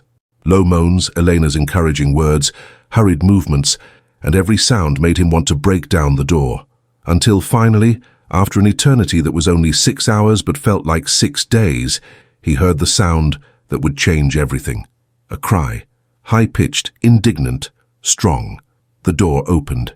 Elena stood there by the bed, smiling with tears streaming down her face. "You have a son, Domnul, strong and healthy." Stefan did not remember crossing the hallway. He only remembered suddenly being beside the bed, looking at Natalia, exhausted but radiant, holding a small bundle wrapped in white fabric, covered with the brown and cream wool blanket made especially for him. the blanket that the mother of the young woodcutter, Vasile, had woven. "Do you want to hold your son?" she asked softly. Stefan extended his arms with a reverence he had never shown to anyone. Natalia placed the baby in them, and he looked down and saw blue eyes, not yet defined, but blue, dark. Hair, a red and puckered face of someone who had just entered a cold and noisy world. "His son. He is perfect," Stefan whispered, unable to take his eyes off the child. "He is—" He could not finish. He just stood there, holding that tiny life he and Natalia had created, feeling something fundamentally rearrange itself within him. This was what mattered. Not titles, not lands, not power. This woman, this son, this family. Everything else was just detail. The following months unfolded in a haze of sleepless nights, first laughs and first smiles. The baby, baptized Theodore, grew strong and healthy. When spring arrived again, bringing thaw and flowers, Alexandru returned to the castle after months of dealing with matters in Bucharest. He found Stefan in the courtyard, his son in his arms, showing the baby the horses in the stables. "So," Alexandru said, smiling broadly, "is this my beautiful godson?" "This is Theodore." Stefan turned, pride evident in every line of his face. "Meet your godfather, my son." Alexandru took the baby with the familiarity of someone who had dealt with children before and examined him critically. Theodore stared back with serious blue eyes, then decided that this man was acceptable and offered a toothless smile. "Approved," Alexandru declared. "He has good taste, and his mother's eyes, thank God. It would be terrible if he looked like you." "It's still early," Stefan retorted, but he was smiling. "It could get worse." "Impossible." Natalia emerged from the house and joined them. "He will be beautiful, strong like his father, kind like—" She paused, thoughtful. "Actually, kind like no one in this family. We'll have to work on that." Alexandru burst into laughter. "Ah, how I missed you two. Bucharest is boringly formal without your teasing." The baptism took place in the castle chapel on a sunny April morning. Father Andrei performed the ceremony with appropriate solemnity, but there was warmth in his words as he blessed the child. Alexandru held Theodore throughout the ritual, assuming his role as godfather with unexpected seriousness. When he passed the baby back to the parents, there was suspicious moisture in his eyes. "Take good care of him," he said quietly. "This boy carries hope. Not just yours, but the hope of all who believe that love can win where power fails." The celebration that followed was modest but joyful. The same families who had witnessed Stefan and Natalia's wedding now celebrated the birth of their heir. There was food, wine, and violin music that made even the oldest want to dance. Vasile, the young woodcutter, now a man of 20, approached shyly, accompanied by two of his sisters. "Domna," he said, bowing. "My mother will be happy to know that the blanket she wove warmed the young domnul. She stayed home caring for my father and my youngest brother, but she sends her regards." "Tell her." Natalia held his hand, moved. "Tell her it was the first gift our son received, and it will be kept for his children and their children, a family treasure." The young man left with tears in his eyes and pride swelling his chest. Weeks later, on an afternoon when spring had finally fully established itself, Stefan and Natalia walked through the restored gardens. Theodore was in Stefan's arms, wrapped in the precious blanket, looking around with that intense curiosity of babies discovering the world. They stopped by the wall, overlooking the forest, and they heard the howls. Natalia stiffened for a second, old memories trying to resurface, but Stefan touched her shoulder and pointed. There, at the edge of the forest where the trees met the fields, was the pack. The great wolf in front, the female, now clearly healthy, her paw completely healed, at his side. And around them, 4 playful cubs jumping in the melting snow. The wolf looked toward the castle, toward Stefan. Their eyes met across the distance. Then, slowly, the animal lowered its head, not in submission, in recognition, in respect between equals. Stefan did the same, a brief bow that Natalia witnessed with a heart tight with emotion. When he raised his head again, the wolves were already turning, disappearing back into the forest, but their howls continued, not threatening, but communicative, as if they were saying, "We are here, we are watching, your lands are our lands, your home is our shared territory." They will protect him, Natalia said softly, looking at the son in Stefan's arms. "Theodore, when you grow up, when you explore these forests as your father did, they will be there." "Yes," Stefan agreed, something deep and ancient resonating in his voice. A wordless pact, an alliance made not with documents but with action. I saved his mate. He saved mine. Now we protect what each of us loves. They stayed there until the howls fell silent, until only the wind among the trees remained. Then they went back inside, to the warmth of the fireplace, to the home they had built together against all odds. That night, lying in bed with Theodore sleeping in his crib nearby, Natalia turned to Stefan. "Are you happy?" she asked softly. He did not answer immediately. He only looked at her by the light of the dying embers in the fireplace, saw how that golden light caressed her face, then looked at his sleeping son, then at the room that was no longer just his, but theirs. "I am," he said finally, with a certainty that came from somewhere deep. "For the first time in more years than I can count, I am completely happy." "I am too," she whispered, snuggling against him. Stefan wrapped her in his arms, kissed the top of her head, and closed his eyes. Outside, Wallachia slept under ancient stars. The Carpathians rose immutable. The forests whispered secrets that only they knew. And in the heart of those harsh lands, in a stone castle that had once housed only loneliness, there now lived something stronger than any wall, more enduring than any title. Love, family, belonging. In Wallachia, Stefan and Natalia Bibescu learned that love is not a shelter from the world. It is the strength to face it. And when the world tried to separate them, they discovered that together they were unbreakable. If this story has left a mark on you, do not depart in silence. Subscribe to continue walking through romances where honor and passion survive the winter. Like this if Stefan and Natalia touched your heart. Activate the hype if you believe that true love faces wolves, men, and destiny. And in the comments, tell us, would you stay in a castle isolated by the mountains if the love of your life were there? Or would the loneliness of Wallachia be too much to bear? Your comments fuel my writing as much as fire fuels the winter. Your voice keeps this story alive. Until the next romance, where ancient secrets wait to be unveiled. From Wallachia with Eternal Love.